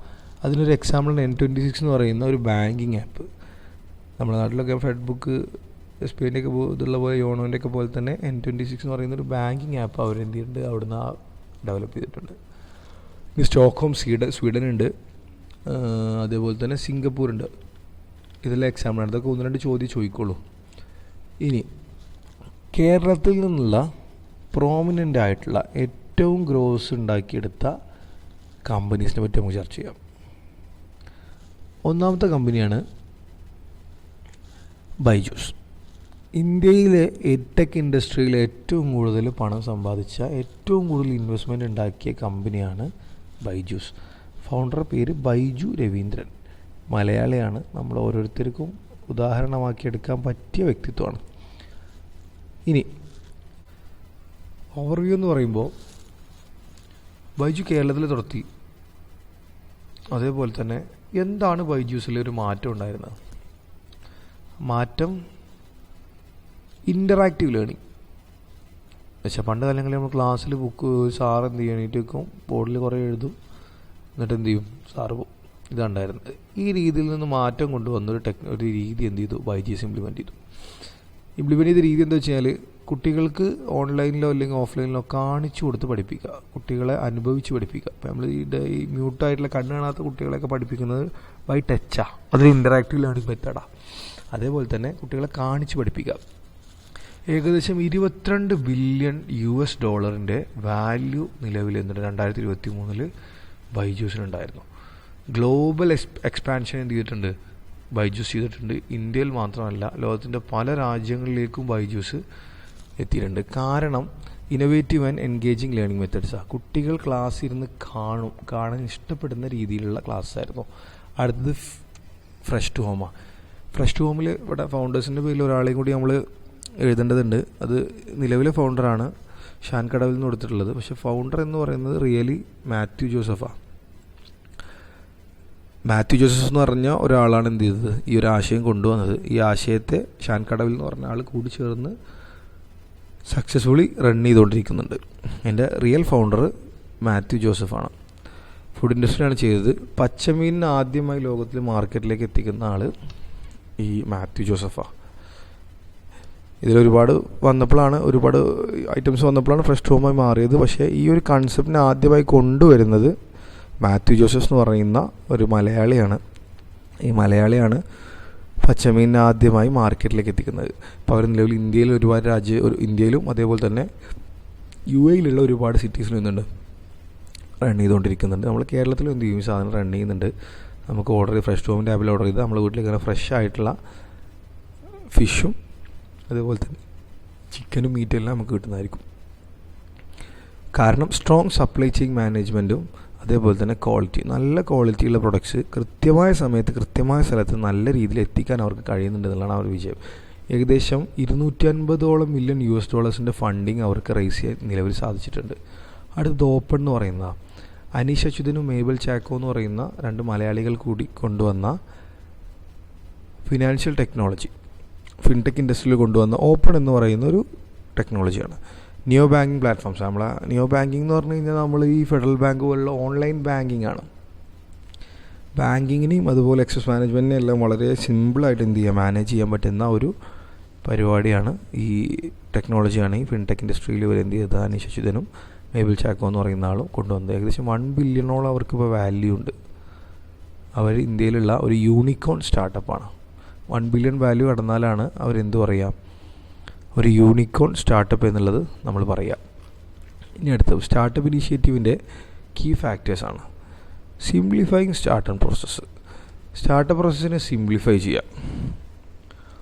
ഏറ്റവും സിമ്പിളായ രീതിയിൽ ഒരു സ്റ്റാർട്ടപ്പ് തുടങ്ങാൻ കഴിയുമെന്നുള്ളതും അല്ലെങ്കിൽ നടത്തി കൊണ്ടുപോകാൻ കഴിയുക എന്നുള്ളതും ചെയ്യലാണ് ആദ്യത്തെ കീ ഫീച്ചർ. രണ്ടാമത്തത് ടാക്സ് ബെനിഫിറ്റ്സ് ആണ്. മൂന്നാമത്തത് ഫണ്ടിങ് സപ്പോർട്ട് വേണം. നാലാമത്തത് ഇൻക്യുബേഷൻ ആൻഡ് സ്കിൽ ഡെവലപ്മെൻറ്റ് വേണം. അഞ്ചാമത് intellectual property rights. Intellectual property rights എന്ന് പറഞ്ഞു കഴിഞ്ഞാൽ നമ്മൾ ട്രേഡ് മാർക്ക് പോലെയുള്ള കാര്യങ്ങളാണ്. എന്ന് വെച്ചാൽ ഈ ഒരു വസ്തു നമ്മൾ ഡെവലപ്പ് ചെയ്ത് ഒരു പ്രൊഡക്റ്റ് ഡെവലപ്പ് ചെയ്ത് കഴിഞ്ഞാൽ പ്രൊഡക്റ്റിനുള്ള അതോറിറ്റി ടോട്ടലി നമ്മുടെ കയ്യിലായിരിക്കണം. നമ്മുടെ കയ്യിലല്ലേ അതോറിറ്റി എന്നുണ്ടെങ്കിൽ അത് ആർക്കും ഉപയോഗിക്കാൻ പറ്റുന്നതാണ് ഇൻ്റലക്ച്വൽ പ്രോപ്പർട്ടി റൈറ്റ്സ്. നമ്മളുടെ സാധനം ഉപയോഗിക്കുമ്പോൾ നമുക്ക് എന്ത് വേണം, അതോറിറ്റി കിട്ടണം. അതേപോലെ തന്നെ മാർക്കറ്റ് ആക്സസ് എല്ലാം ഗവൺമെൻറ് സപ്പോർട്ട് ചെയ്താലേ എന്ത് ചെയ്യാൻ കഴിയുള്ളൂ, നമുക്കിതെല്ലാം ഡെവലപ്പ് ചെയ്യാൻ കഴിയുള്ളൂ. Key features for Startup India initiative. നമ്മൾ നേരത്തെ സ്റ്റാർട്ടപ്പ് ഇന്ത്യ മിഷൻ്റെ മെയിൻ ഇനീഷ്യേറ്റീവ്സാണ് ഇപ്പോൾ നമ്മൾ പറഞ്ഞത്. ഇമ്പാക്റ്റ്. ഈ ഒരു രീതിയിൽ നമ്മൾ ചെയ്ത് എന്തെല്ലാം മാറ്റം നമുക്ക് നിലവിൽ വരുത്താൻ കഴിഞ്ഞു. ഏകദേശം 100,000 സ്റ്റാർട്ടപ്പുകൾ നിലവിൽ എന്ത് ചെയ്യുന്നുണ്ട്, 2023 റൺ ചെയ്യുന്നുണ്ട്. ഇന്ത്യയിൽ ഏകദേശം 9 ലക്ഷം ജോബുകൾ നമുക്ക് പല സെക്ടറുകളിലായി ക്രിയേറ്റ് ചെയ്യാൻ കഴിഞ്ഞു. അതേപോലെ തന്നെ fintech, health tech, Aitech, agritech പറയുന്ന ഇൻഡസ്ട്രികളെ നല്ല രീതിയിൽ ബൂസ്റ്റ് ചെയ്യാൻ സ്റ്റാർട്ടപ്പ് ഇന്ത്യ മിഷന് കഴിഞ്ഞു. ഗ്ലോബൽ റെപ്യൂട്ടേഷൻ എന്ന് വെച്ചാൽ ഇന്ത്യ ഒരു ലേണിംഗ് ഹബ്ബാണ്, അല്ലെങ്കിൽ ഇന്ത്യയിൽ സംരംഭങ്ങൾക്ക് നല്ലൊരു ഓപ്ഷൻ ഉണ്ട് എന്നുള്ളതിനെ ഗ്ലോബലി എത്തിപ്പിക്കാൻ ആർക്ക് കഴിഞ്ഞു, ഈ സ്റ്റാർട്ടപ്പ് ഇന്ത്യക്ക് കഴിഞ്ഞു. എന്തുകൊണ്ട് സ്റ്റാർട്ടപ്പ് ഇന്ത്യ? സംരംഭകത്തെ പ്രൊമോട്ട് ചെയ്യണം, ഇന്നൊവേഷനെ പ്രൊമോട്ട് ചെയ്യണം, പിന്താങ്ങണം. അതേപോലെ തന്നെ എക്കോണമിയെ, നമ്മുടെ രാജ്യത്തിൻ്റെ എക്കോണമിയെ ബൂസ്റ്റ് ചെയ്യും വേണം. ഇനി നമുക്ക് കേരളത്തിൽ സംരംഭങ്ങൾക്ക് വേണ്ടി തുടങ്ങിയ കേരള സ്റ്റാർട്ടപ്പ് മിഷൻ എന്ന് പറയുന്ന രീതി നോക്കാം. കേരള സ്റ്റാർട്ടപ്പ് മിഷൻ എന്ന് പറഞ്ഞു കഴിഞ്ഞാൽ കേരളത്തിലുള്ള സ്റ്റാർട്ടപ്പുകൾക്ക് ഫണ്ടിങ് അതുപോലെ മെൻറ്ററിങ് ഇതെല്ലാം കൊടുക്കുന്ന കേരളത്തിൻ്റെ തനത് പദ്ധതിയായിട്ടുള്ള കേരള സ്റ്റാർട്ടപ്പ് മിഷൻ KSUM എന്ന് പറയുന്ന പദ്ധതിയാണ്. റോൾ എന്ന് പറയുന്നത് നോഡൽ ഏജൻസിയാണ്, സ്റ്റാർട്ടപ്പുകൾക്ക് നോഡൽ ഏജൻസിയാണ്. ഏകദേശം ചുരുക്കത്തിൽ പറഞ്ഞു കഴിഞ്ഞാൽ ഇന്ത്യയിൽ എസ്റ്റാബ്ലിഷ് ചെയ്ത ഇന്നൊവേഷനെ പ്രൊമോട്ട് ചെയ്യുന്ന, സംരംഭകത്തെ പ്രൊമോട്ട് ചെയ്യുന്ന, സ്റ്റാർട്ടപ്പുകൾക്ക് ഗ്രോത്ത് കൊടുക്കാൻ വളർച്ചയ്ക്ക് വേണ്ടി തുടങ്ങിയ കേരള സ്റ്റേറ്റിൻ്റെ കീഴിലുള്ള ഒരു പദ്ധതിയാണ് കേരള സ്റ്റാർട്ടപ്പ് മിഷൻ. ഈ മിഷൻ ഒരുപാട് സർവീസ് പ്രൊവൈഡ് ചെയ്യുന്നുണ്ട്. ഇൻഫ്രാസ്ട്രക്ചർ ആയാലും അതേപോലെ സപ്പോർട്ടായാലും ഫിനാൻഷ്യൽ സപ്പോർട്ടായാലും എല്ലാം എന്ത് ചെയ്യുന്നുണ്ട്, പ്രൊവൈഡ് ചെയ്യുന്നുണ്ട്. തുടങ്ങിയത് 2015 കാരണം എൻ്റർപ്രനേഴ്സിനുള്ള വളർച്ചയായിരുന്നു. ഇനി എന്തെല്ലാം കീ റോൾസ് എന്ത് ചെയ്യുന്നുണ്ട്, KSUM ചെയ്യുന്നുണ്ട്. ഒന്നാമത്തെ ഇൻഫ്രാസ്ട്രക്ചർ സപ്പോർട്ടാണ്. ഇൻഫ്രാസ്ട്രക്ചർ സപ്പോർട്ട് എന്ന് പറഞ്ഞു കഴിഞ്ഞാൽ എന്തെല്ലാം ഒരു സംരംഭം തുടങ്ങണമെന്നുണ്ടെങ്കിൽ സപ്പോർട്ട്സ് കൊടുക്കുന്നുണ്ട്. ഫസ്റ്റ് നമ്മൾ നേരത്തെ പഠിച്ച ഇൻക്യുബേറ്റേഴ്സ് ആൻഡ് ആക്സലറേറ്റേഴ്സാണ്. ഇൻക്യുബേറ്റേഴ്സ് ആൻഡ് ആക്സലറേറ്റേഴ്സ് എന്ന് പറഞ്ഞാൽ ഒരുപാട് സ്ഥലങ്ങൾ കേരളത്തിൽ എന്ത് ചെയ്യുന്നുണ്ട്, 15ഓളം ഇൻക്യുബേറ്റേഴ്സ് ആൻഡ് ആക്സലറേറ്റേഴ്സ് കേരളത്തിൽ മൊത്തത്തിൽ എന്ത് ചെയ്യുന്നുണ്ട്, KSUMൻ്റെ കീഴിൽ നടക്കുന്നുണ്ട്. കോവർക്കിംഗ് സ്പേസ് എന്ത് ചെയ്യുന്നുണ്ട്, നടക്കുന്നുണ്ട്. ഇനി ഫണ്ടിങ് ആൻഡ് ഫിനാൻഷ്യൽ സപ്പോർട്ട് ആ സ്ഥലത്ത് വരുമ്പോൾ സീഡ് ഫണ്ടിങ് ആയിട്ട് കേരള ഗവൺമെൻറ് എന്ത് ചെയ്യും, സ്റ്റാർട്ടപ്പുകൾക്ക് ഏർലി സ്റ്റേജിൽ തുടങ്ങുന്ന സമയത്ത് സീഡ് ഫണ്ടിങ് എന്ത് ചെയ്യും, സ്റ്റാർട്ടപ്പ് KCM പ്രൊവൈഡ് ചെയ്യും. അതേപോലെ തന്നെ വെഞ്ചർ ക്യാപിറ്റൽ കൊളാബറേഷൻസ്, ഈ സ്റ്റാർട്ടപ്പ് വെഞ്ചർ ക്യാപിറ്റൽ VCകളെ എന്ത് ചെയ്യും, ഗവൺമെൻറ് തപ്പിപ്പിടിച്ച് അവരിലേക്ക് എന്ത് ചെയ്യും, നമ്മുടെ സ്റ്റാർട്ടപ്പിനെ എത്തിക്കും അവർ. അതേപോലെ തന്നെ startup boot camps and competitions. Startup boot camps എന്ന് വെച്ചാൽ ഹാക്കത്തോൺസ്, സ്റ്റാർട്ടപ്പ് ചാലഞ്ചസ്, അതുപോലുള്ള പദ്ധതികൾ ഗവൺമെൻറ്റിൻ്റെ കീഴിലായിട്ട് എന്ത് ചെയ്യും, KCM നടത്തി വരുന്നുണ്ട്. അടുത്തത് മെൻറ്റർഷിപ്പ് ആൻഡ് നെറ്റ്വർക്കിംഗ്. നമ്മളൊരു സംരംഭത്തിലേക്ക് ഇറങ്ങുമ്പോൾ ആ സംരംഭത്തിലുള്ള ഒരുപാട് പ്രശ്നങ്ങളും പാളിച്ചകളെയും പറ്റി നമുക്ക് കൃത്യമായി അറിയില്ല. അതുകൊണ്ട് തന്നെ അതിനെപ്പറ്റി കൃത്യമായി പഠിക്കാനും അതിനെപ്പറ്റി കൃത്യമായി അറിയാനും എന്ത് സഹായമാവും, KCM സഹായകമാവും. എങ്ങനെ സഹായിക്കും? ഇൻഡസ്ട്രി എക്സ്പേർട്സിനെ വെച്ച് നമ്മൾ എന്ത് ചെയ്യും, നമുക്ക് അതിനാവശ്യമായിട്ടുള്ള കാര്യങ്ങൾ പറഞ്ഞു തരും. അതേപോലെ തന്നെ സ്റ്റാർട്ടപ്പ് കണക്ട് ഇവൻറ്റ്സ്, KCM എന്ത് ചെയ്യും, ഒരുപാട് സ്റ്റാർട്ടപ്പ് കണക്റ്റിംഗ് ഇവൻറ്റ്സ്. അപ്പോൾ തൊട്ടടുത്ത് ഇപ്പോൾ എന്ത് ചെയ്യുന്നുണ്ട്, ഒരു സ്റ്റാർട്ടപ്പ് ഇവൻറ്റ് നടന്നുകൊണ്ടിരിക്കുന്നുണ്ട്. കോൺക്ലേവ്, നമ്മളെ സ്കെയിലപ്പ് എന്ന് പറഞ്ഞൊരു പ്രോഗ്രാമൊക്കെ നമ്മുടെ തൊട്ടടുത്ത് നടക്കുന്ന ഒരു പ്രോഗ്രാമാണ്. ഇനി അതേപോലെ തന്നെ പോളിസീസ് ആൻഡ് ഗവൺമെൻറ് സപ്പോർട്ട് എന്ന് വെച്ചാൽ, ഒരു സംരംഭം നമ്മൾ തുടങ്ങണമെന്നുണ്ടെങ്കിൽ ആ സംരംഭത്തിന് ഗവൺമെൻറ് എന്ത് ചെയ്യണം, നല്ല രീതിയിലുള്ള നിയമങ്ങൾ കൊണ്ടുവരണം. ഇപ്പോൾ നമ്മുടെ നാട്ടിലൊരു ഇൻഡസ്ട്രിയെ നശിപ്പിക്കണമെന്നുണ്ടെങ്കിൽ ഗവൺമെൻറ് എന്ത് ചെയ്താൽ മതി, ആ ഇൻഡസ്ട്രിയിലുള്ള ഇറക്കുമതിയെ ബാൻ ചെയ്താൽ മതി. എന്ന് വെച്ചാൽ ഇപ്പോൾ കയറ് പിരിച്ചുണ്ടാക്കണമെന്നുണ്ടെങ്കിൽ കയറ് പിരിക്കേണ്ട മെഷീന് നമ്മുടെ നാട്ടിലില്ല കരുതുക നമുക്ക്. ആ മെഷീൻ പുറത്തുനിന്ന് ഇങ്ങോട്ട് ഇറക്കണമെന്നുണ്ടെങ്കിൽ ഗവൺമെൻറ് പറയുകയാണ് ഞങ്ങൾക്ക് 50% ടാക്സ് തരണം. അങ്ങനെ പറഞ്ഞാൽ നമ്മളെല്ലാ മെഷീൻ ഇറക്കുമോ? ഒരിക്കലുമില്ല. നമ്മൾ എന്ത് ചെയ്യുക, മെഷീൻ ഇറക്കില്ല. അങ്ങനെ ഇറക്കാതിരിക്കുന്ന കാരണം കൊണ്ട് എന്ത് ചെയ്യും, ആ ഇൻഡസ്ട്രി നശിച്ചു പോകും. അങ്ങനത്തെ അവസ്ഥ ഉണ്ടാവാതെ ഗവൺമെൻറ് എന്താണോ സംരംഭങ്ങളെ പ്രൊമോട്ട് ചെയ്യേണ്ടത്, ആ പ്രൊമോട്ട് ചെയ്യേണ്ട പോളിസീസ് എന്ത് ചെയ്യുക, കൊണ്ടുവരിക. ഇനി സ്കിൽ ഡെവലപ്മെൻറ്റ് ആൻഡ് ട്രെയിനിങ്. ആവശ്യമായിട്ടുള്ള സ്കില്ലിനെ ഗവൺമെൻറ് എന്ത് ചെയ്യും, KCMൻ്റെ കീഴിൽ കേരള ഗവൺമെൻറ് എന്ത് ചെയ്യുന്നുണ്ട്, പ്രൊവൈഡ് ചെയ്യുന്നുണ്ട്. ഇന്നൊവേഷൻ ആൻഡ് റിസർച്ച്, ഈ ഭാഗത്തും കേരള ഗവൺമെൻറ് എന്ത് ചെയ്യുന്നുണ്ട്, ഒരുപാട് ഇന്നൊവേഷൻസ് അതേപോലെ തന്നെ ആ രീതിയിൽ റിസർച്ച് ചെയ്യാനുള്ള സാഹചര്യങ്ങളും കേരള ഗവൺമെൻറ് എന്ത് ചെയ്യുന്നുണ്ട്, ഉണ്ടാക്കുന്നുണ്ട്. KCMൻ്റെ കീ ഇനീഷ്യേറ്റീവാണ് Kerala startup ecosystem portal. KSEP എന്ന് പറയുന്നൊരു പോർട്ടലുണ്ട് കേരള സ്റ്റാർട്ടപ്പ് മിഷൻ്റെ കീഴിൽ. അതേപോലെ തന്നെ entrepreneurship development centres, grass root ലെവലിൽ നമ്മൾ ആ ഡെവലപ്മെൻറ്റ് ഉണ്ടാക്കിയെടുക്കാൻ വേണ്ടിയിട്ടുള്ള എൻട്രപ്രണർഷിപ്പ് ഡെവലപ്മെൻറ്റ് സെൻറ്റേഴ്സും KCMൻ്റെ കീഴിലുണ്ട്. സ്കെയിലപ്പ് സ്റ്റാർട്ടപ്പ് വില്ലേജുകളുണ്ട്. അത് തൊട്ടടുത്ത് നമ്മൾ പെരിന്തൽമണ്ണ പോലെ സ്ഥലങ്ങളിലൊക്കെ സ്റ്റാർട്ടപ്പ് വില്ലേജുകളുണ്ട്. സ്റ്റേറ്റ് ലെവൽ സ്റ്റാർട്ടപ്പ് റാങ്കിങ്, ഒരു സ്റ്റാർട്ടപ്പ് തുടങ്ങുമ്പോൾ അതിനെന്ത് ചെയ്യും, ഒരു റാങ്ക് ചെയ്യും. എന്തെല്ലാം തരത്തിൽ മാനദണ്ഡങ്ങൾ വെച്ച് അവരെന്ത് ചെയ്യും, ആ സ്റ്റാർട്ടപ്പിന് റാങ്കിങ് ചെയ്യും. ഇമ്പാക്ട്സ് ഓഫ് KCM കാരണം ഏകദേശം കേരളത്തിൽ 3000-ഓളം സ്റ്റാർട്ടപ്പുകൾ തുടങ്ങാൻ സാധിച്ചു എന്നുള്ളതും അതുപോലെ തന്നെ ആയിരക്കണക്കിന് ജോലികൾ അതുമായി ബന്ധപ്പെട്ട് കൊടുക്കാൻ കഴിഞ്ഞു എന്നുള്ളതും വലിയൊരു വിജയമാണ്. കേരളത്തിന് ഒരു വലിയ റെക്കഗ്നിഷനും ഈ കാരണം കൊണ്ട് കിട്ടേണ്ടായി. അതിന് ഉദാഹരണമായിട്ടുള്ള ഒന്നാണ് Fresh to Home, Genrobotics and Zappyhire എന്ന് പറയുന്ന KCMൻ്റെ സപ്പോർട്ടോടെ വളർന്നു വന്ന സ്റ്റാർട്ടപ്പുകളാണ് ഇവയെല്ലാം. ഇത്രയാണ് നമുക്ക് ഫസ്റ്റ് മൊഡ്യൂളിൽ മെയിൻലി എന്ത് ചെയ്യാനുള്ളത്, പഠിക്കാനുള്ളത്. ഇനി നമുക്ക് എന്ത് ചെയ്യാം, സെക്കൻഡ് മൊഡ്യൂളിൽ കുറച്ച് കീ ടോപ്പിക്സ് എന്ത് ചെയ്യാം, ഡിസ്കസ് ചെയ്യാം. സെക്കൻഡ് മൊഡ്യൂളിലേക്ക് വന്നു കഴിഞ്ഞാൽ കുറച്ച് കീ ടോപ്പിക്സ് എന്ന് പറയുന്നത്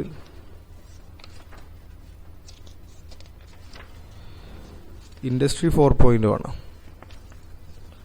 dark factory concept. Dark factory എന്ന് പറഞ്ഞു കഴിഞ്ഞാൽ എന്താ, നിങ്ങൾ കേട്ടിട്ടുണ്ടോ? ഡാർക്ക് ഫാക്ടറി എന്ന് പറഞ്ഞു കഴിഞ്ഞാൽ ഫുള്ളി ഓട്ടോമൈസ്ഡ് ആവുക, ഹ്യൂമൻ ഇൻ്റർവെൻഷൻ ഒന്നുമില്ലാതെ ഒരു ഇൻഡസ്ട്രി റൺ ചെയ്യുന്നതിന് നമ്മൾ ഡാർക്ക് ഫാക്ടറി എന്ന് പറയും. അതേപോലെ തന്നെ company to company and company to campus, campus to company എന്ന് പറയുന്ന 2 സ്കീമുകളാണ്. എന്ന് വെച്ചാൽ നമ്മളൊരു സംരംഭത്തെ പ്രൊമോട്ട് ചെയ്യണമെന്നുണ്ടെങ്കിൽ കുട്ടികൾക്ക് അതിലൊരു അവബോധം ഉണ്ടാക്കിയെടുക്കണം. അങ്ങനെ ഉണ്ടാക്കിയെടുക്കണമെന്നുണ്ടെങ്കിൽ എന്ത് ചെയ്യണം, പുതിയ ഈ സ്റ്റാർട്ടപ്പുകൾ നടക്കുന്ന കമ്പനികൾ നമ്മുടെ കോളേജിലേക്കൊന്ന് അവർക്ക് പറഞ്ഞു കൊടുക്കാൻ വരണം. അവർ വന്ന് ഇന്ന കാര്യങ്ങളാണ് ചെയ്യാനുള്ളത്, ഇൻഡസ്ട്രി ഇങ്ങനെയായിരുന്നു മറ്റേതായിരുന്നു എന്നൊക്കെ പറഞ്ഞിട്ട് എന്ത് ചെയ്യണം, അവർ പറഞ്ഞു കൊടുക്കണം കൃത്യമായിട്ട്. അങ്ങനെ പറഞ്ഞു കൊടുക്കുമ്പോഴുള്ള ഗുണം എന്താണെന്ന് വെച്ച് കഴിഞ്ഞാൽ കുട്ടികൾ ആ വിഷയത്തിൽ നല്ല അറിവുള്ളവരായിട്ട് മാറും. സ്വാഭാവികമായിട്ടും ആ കുട്ടികൾക്ക് എനിക്കും എന്തുകൊണ്ട് ഇങ്ങനെ ചെയ്തുകൂടാ എന്നൊരു തോന്നൽ വരും. അവിടെയാണ് നമ്മൾ ക്യാമ്പസ് ടു കമ്പനി എന്നുള്ളൊരു കൺസെപ്റ്റ് കൊണ്ടുവരുന്നത്.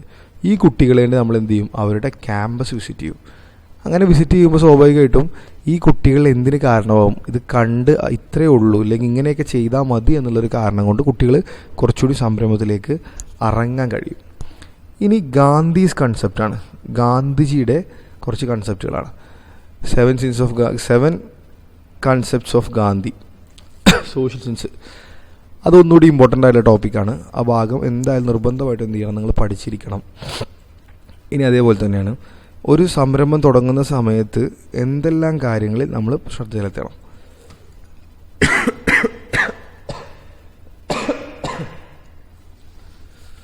ഫസ്റ്റ് ഓഫ് ഓൾ, ഒരു സംരംഭം സ്റ്റെപ്പ് ബൈ സ്റ്റെപ്പായിട്ട് നമ്മളെങ്ങനെ തുടങ്ങാം. ആദ്യം ഒരു സംരംഭം നമ്മൾ തുടങ്ങുന്ന സമയത്ത് നമ്മൾ ആ പ്രോബ്ലത്തെ ഐഡൻറ്റിഫൈ ചെയ്യണം. അതിന് നമ്മൾ ആദ്യം എന്ത് ചെയ്യണം, എമ്പതൈസ് ചെയ്യണം.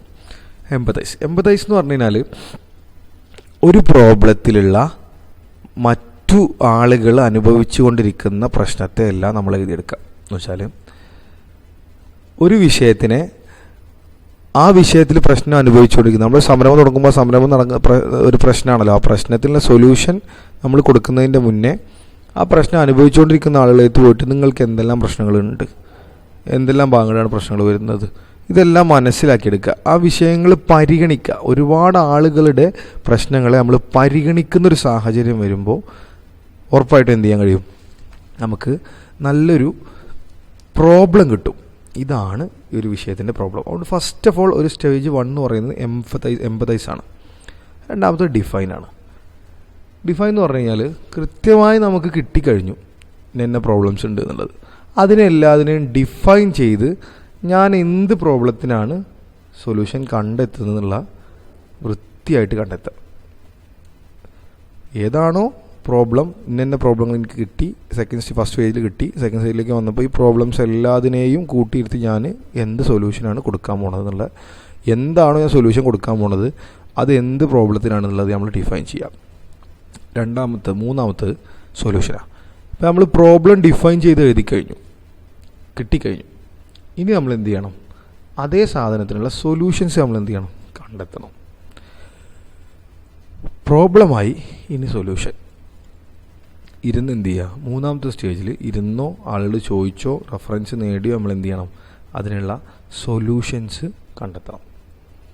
ഇങ്ങനെ സൊല്യൂഷൻസ് കണ്ടെത്തി നമ്മളെ കയ്യിലെത്തിക്കഴിഞ്ഞാൽ നമ്മൾ എന്ത് ചെയ്യണം, നേരെ അടുത്ത സ്റ്റേജിലേക്ക് കൊണ്ടുപോവുക. അടുത്ത സ്റ്റേജ് എന്ന് പറയുന്നത് പ്രോട്ടോടൈപ്പിംഗാണ്. ഈ സൊല്യൂഷൻ എല്ലാം വെച്ച് നമ്മൾ എന്ത് ചെയ്യും, ഒരു പ്രൊഡക്റ്റിനെ, ഒരു വർക്കിംഗ് ഡിസൈൻ എന്ത് ചെയ്തു ഉണ്ടാക്കിയെടുക്കും. Prototype create ചെയ്തുണ്ടാക്കും. അങ്ങനെ ക്രിയേറ്റ് ചെയ്ത് കഴിഞ്ഞാൽ നമ്മൾ 5ാം സ്റ്റേജിലേക്ക് പോകും. 5ാമത്തെ സ്റ്റേജ് എന്ന് പറയുന്നത് ഈ സാധനത്തിൻ്റെ ടെസ്റ്റിംഗാണ്.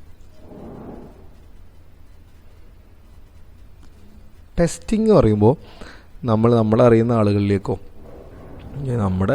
നമ്മളോ സെൽഫായിട്ടോ ഒക്കെ എന്ത് ചെയ്യുക, ഞാൻ ഈ ചെയ്ത സാധനം, ഞാൻ ഈ കണ്ടെത്തിയ സൊല്യൂഷൻ, അല്ലെങ്കിൽ ഈ പ്രശ്നത്തിന് കൃത്യമായിട്ടുള്ള പരിഹാരം എനിക്ക് കണ്ടെത്താൻ കഴിഞ്ഞു എന്നുള്ള എന്ത് ചെയ്യണം, ടെസ്റ്റ് ചെയ്യണം. ഈ ടെസ്റ്റ് എല്ലാം പൂർത്തിയായി കഴിഞ്ഞാൽ നമുക്ക് എന്ത് ചെയ്യാം, 5ാമത്തെ സ്റ്റേജിൽ ഇതിനെ ലോഞ്ച് ചെയ്യാം. ആളുകളിലേക്ക് ഈ സാധനം തുറന്നു കൊടുക്കാൻ പറ്റും. അതാണ് ഒരു സ്റ്റാർട്ടപ്പ് തുടങ്ങാനുള്ള സ്റ്റേജസ് എന്ന് പറയുന്നത്. ഇനി അടുത്തത് OTOP, അല്ലെങ്കിൽ OVOP. അങ്ങനെ കുറച്ച് മോഡൽസാണ് പഠിക്കാനുള്ളത്. ഇതിൽ OVOP എന്ന് പറഞ്ഞു കഴിഞ്ഞാൽ ഈ ചൈനീസ് ആൻഡ് വിയറ്റ്നാമീസ് മോഡലാണ്. എന്ന് വെച്ചാൽ 1 വില്ലേജ് 1 പ്രൊഡക്റ്റ്. 1 വില്ലേജ് 1 പ്രൊഡക്റ്റ് എന്ന് പറഞ്ഞു കഴിഞ്ഞാൽ ഒരു ഏരിയയിൽ, ആ ഏരിയയിലെ നല്ല വിള അല്ലെങ്കിൽ നല്ല രീതിയിൽ ആ ഏരിയയിലുള്ള ആളുകൾക്ക് സ്കില്ലുള്ള ഭാഗത്തെ ഫോക്കസ് ചെയ്തിട്ട് അത് മാത്രമാക്കി അവിടെ ഇൻഡസ്ട്രി കൊടുത്താൽ. ഉദാഹരണത്തിന് ഒരു സ്ഥലത്ത് നല്ല, ഇപ്പം നമ്മൾ നെയ്ത്ത് ഗ്രാമം എന്നൊക്കെ പറയില്ലേ, അതും ഒരു OVOP പരിപാടിയാണ്. 1 വില്ലേജ് 1 പ്രൊഡക്റ്റ്. അതുകൊണ്ടുള്ള ഗുണം എന്താണെന്ന് വെച്ച് കഴിഞ്ഞാൽ കഴിവ്, ആ വില്ലേജിലോ അല്ലെങ്കിൽ ആ ഏരിയയിലോ എന്ത് കാര്യം ചെയ്യാനാണ് പറ്റുക, ആ കാര്യമായിരിക്കും അവിടുത്തെ ആ വില്ലേജിൽ ഏറ്റവും കൂടുതൽ ആൾ ചെയ്യുന്നത്. അപ്പോൾ ആ ഒരു രീതിയിലേക്ക് മാത്രം ഫോക്കസ് ചെയ്ത് അവിടുത്തെ ആളുകളെ മാറ്റിയെടുക്കുക. ഇപ്പോൾ ഒരു സ്ഥലത്ത് ആപ്പിൾ കൃഷി പറ്റുമെന്നുണ്ടെങ്കിൽ നമ്മൾ എന്ത് ചെയ്യുക, അവിടെയുള്ള മെജോറിറ്റി ആളുകൾക്ക് ആപ്പിൾ കൃഷിക്ക് കഴിവുണ്ടാവും. അപ്പോൾ ആപ്പിൾ കൃഷി രംഗത്ത് അവരെന്ത് ചെയ്യുക, നല്ല രീതിയിൽ ഇനി പുതിയ ഇന്നോവേഷൻസ് കൊണ്ടുവന്ന് പുതിയ ഐഡിയാസ് പറഞ്ഞു കൊടുത്ത് അവരെന്ത് ചെയ്യുക, ആ കൃഷിയിലേക്ക് മുഴുവനായി ഇറക്കുക. അതുകൊണ്ടിരുന്ന ഗുണം എന്താ വെച്ച് കഴിഞ്ഞാൽ അവർ പുതിയ ടെക്നോളജി പഠിക്കുമ്പോൾ, പുതിയ ഐഡിയാസ് ഉണ്ടാക്കിയെടുക്കുമ്പോൾ, പുതിയ പരിപാടി ചെയ്യുമ്പോൾ അവരതിൽ സ്കിൽഡ് ആവും. നല്ല റിസൾട്ട് എന്ത് ചെയ്യും, അവിടുന്ന് കിട്ടും. അങ്ങനെ കിട്ടുമ്പോൾ നമുക്ക് എന്തിനു പറ്റും, അങ്ങനെയുള്ള റിസൾട്ടുകൾ നമുക്ക് കിട്ടുമ്പോൾ ആ സ്ഥലം ഈ വിഷയത്തിൽ നല്ല രീതിയിൽ സ്കിൽഡായി മാറി. അങ്ങനെ സ്കിൽഡായി മാറുമ്പോൾ ഇതേപോലെ ഒരുപാട് സ്ഥലങ്ങൾ, ഒരുപാട് കാര്യങ്ങളിൽ സ്കിൽഡായി മാറുമ്പോൾ അതെന്ത് ചെയ്യും, ആ രാജ്യത്തിന് നല്ല രീതിയിൽ ഗുണം ചെയ്യും. കാരണം എന്താ വെച്ച് കഴിഞ്ഞാൽ ഏത് സാധനമാണോ പുറത്തൊരു രാജ്യക്കാരന് വേണ്ടത്, പുറത്ത് വേണ്ട രാജ്യക്കാരന് ആ സാധനം വളരെ നല്ല രീതിയിൽ ഉണ്ടാക്കിയെടുക്കാനും നല്ല രീതിയിൽ ചെയ്യാനും കഴിയുന്ന ഒരു സ്ഥലമായിട്ട് എന്ത് ചെയ്യും, ആ ഏരിയ മാറും. ആ കാര്യം പരീക്ഷണാടിസ്ഥാനത്തിൽ വിജയിച്ച ഒരു സ്ഥലമാണ് ചൈന, അതുപോലെ തന്നെ വിയറ്റ്നാം. ഇങ്ങനെ കുറേ ബിസിനസ് മോഡൽസ് എന്ത് ചെയ്യുന്നുണ്ട്, ബിസിനസ് മോഡലല്ല, ഒരുപാട് മോഡൽസ് എന്ത് ചെയ്യുന്നുണ്ട്, നമ്മുടെ ചുറ്റും നടന്നുകൊണ്ടിരിക്കുന്നുണ്ട്. സംരംഭവുമായി ബന്ധപ്പെട്ട് നല്ല രീതിയിൽ നമ്മൾ എന്ത് ചെയ്യണം, ചർച്ചകൾ നടത്തണം, നല്ല രീതിയിൽ ആശയങ്ങൾ ഷെയർ ചെയ്യണം, നല്ല രീതിയിൽ പുതിയ പുതിയ ആശയങ്ങൾ കണ്ടെത്തണം. പ്രോബ്ലംസ് ഏറ്റവും സൊസൈറ്റിയിലേക്ക് ഇറങ്ങിക്കഴിഞ്ഞാൽ ഏതെല്ലാം പ്രോബ്ലംസ് ഉണ്ട് എന്നുള്ളത് നമ്മൾ ഡെയിലി അനുഭവിച്ചുകൊണ്ടിരിക്കുന്ന പ്രശ്നങ്ങളെ കണ്ടെത്തി നമ്മൾക്ക് ആവശ്യമായിട്ട് സൊല്യൂഷൻ നമ്മൾ കാണുമ്പോൾ നമ്മളെ പോലെ തന്നെ പ്രശ്നം അനുഭവിക്കുന്ന ആളുകൾ എന്തുണ്ടാവും, അതേ സ്ഥലത്തുണ്ടാവും. ആ ആളുകൾക്ക് എല്ലാവർക്കും എന്ത് ചെയ്യാൻ കഴിയും, നമ്മൾക്ക് ഈ പ്രൊഡക്റ്റ് എത്തിക്കാൻ കഴിയും, നമ്മുടെ ഈ സർവീസ് എത്തിക്കാൻ കഴിയും. അതിലൂടെ നമ്മൾക്ക് എന്ത് കിട്ടും, ഒരു റെക്കഗ്നീഷൻ കിട്ടും. ആ റെക്കഗ്നീഷൻ ഉപയോഗിച്ച് നല്ലൊരു ബ്രാൻഡിനെയോ നല്ലൊരു പുതിയ സംരംഭത്തെയോ നമുക്ക് ഉണ്ടാക്കിയെടുക്കാൻ കഴിയും. അപ്പോൾ തീർച്ചയായിട്ടും നമ്മൾ ഓരോരുത്തരും പുതിയൊരു സംരംഭങ്ങളിലേക്ക് ഇറങ്ങണം, പുതിയ പുതിയ ആശയങ്ങൾ ചർച്ച ചെയ്യണം, പുതിയ പുതിയ കാര്യങ്ങളിൽ ഇടപെടണം. അപ്പോൾ നമ്മൾ ഓരോരുത്തരും എന്തായി മാറുള്ളൂ, പുതിയ പുതിയ സംരംഭകരായിട്ട് മാറുള്ളൂ. ഈ സംരംഭമാണ് എന്ത് ചെയ്യുക, നാളെ നമ്മുടെ രാജ്യത്തെയും നമ്മുടെ സംസ്ഥാനത്തെയാണെങ്കിലും നമ്മുടെ എല്ലാ തലങ്ങളെയും ഉന്നതിയിലേക്ക് എത്തിക്കൊള്ളും. നമ്മൾ ഓരോരുത്തരുടെയും കടമയാണ് പുതിയ പുതിയ സംരംഭങ്ങൾ ആരംഭിക്കുക എന്നുള്ളതും, പുതിയ പുതിയ സംരംഭങ്ങളിൽ പൈസ ഇൻവെസ്റ്റ് ചെയ്യുക എന്നുള്ളതും, പുതിയ പുതിയ സംരംഭങ്ങൾക്ക് ഇനീഷ്യേറ്റ് ചെയ്യുക എന്നുള്ളതും. അതുകൊണ്ട് ഓരോരുത്തരും സംരംഭത്തിൽ വളരെയധികം പ്രാധാന്യം കൊടുത്തുകൊണ്ട് തന്നെ എന്ത് ചെയ്യുക, മുന്നോട്ട് പോവുക. ഇനി നമ്മൾ എക്സാമിന് പഠിക്കുന്ന സമയത്ത് മെയിൻലി ഫോക്കസ് ചെയ്യേണ്ടത് കീ പോയിൻറ്റ്സിലാണ്. അല്ലാണ്ട് ഒരിക്കലും എന്ത് ചെയ്യരുത്, ഇതെല്ലാം കൂടി പഠിച്ച് ഒരിക്കലും നിങ്ങൾക്ക് എന്ത് ചെയ്യാൻ കഴിയില്ല, ഈ സബ്ജക്റ്റ് എഴുതി പാസ്സാകാൻ കഴിയില്ല. ഏറ്റവും നല്ലത് ഇമ്പോർട്ടൻ്റ് ടോപ്പിക്സ് ആയിട്ടുള്ള ഭാഗത്തെ തിരഞ്ഞെടുത്ത് അതിനെ കീ പോയിൻറ്റ്സ് ആക്കി മാറ്റുക. ഇപ്പോൾ നമ്മൾ എന്ത് ചെയ്യുക, അപ്പോൾ ഈ ഒരു ടോപ്പിക്സിനെ എടുക്കുക, IT സർവീസും ഓപ്പർച്യൂണിറ്റീസ് എടുക്കുകയാണെന്നുണ്ടെങ്കിൽ ടെക്നോളജി IT സർവീസ് എന്ന് പറഞ്ഞ ഭാഗത്ത് നമ്മളിങ്ങനെ കാണാതെ പഠിക്കുകയെന്ന് വെച്ചാൽ ആർട്ടിഫിഷ്യൽ ഇൻ്റലിജൻസ് ഒരു ഹൈഫൺ ഇടുക, മെഷീൻ ഹൈഫൺ ഇടുക, സൊല്യൂഷൻസ് ഹൈഫൺ ഇടുക, ഓട്ടോമേഷൻ ഹൈഫൺ ഇടുക, പേഴ്സണലൈസേഷൻ, ബ്ലോക്ക് ചെയിൻ ഹൈഫൺ ഇടുക, ഫിൻടെക് ഹൈഫൺ ഇടുക, ഡാറ്റ സെക്യൂരിറ്റി.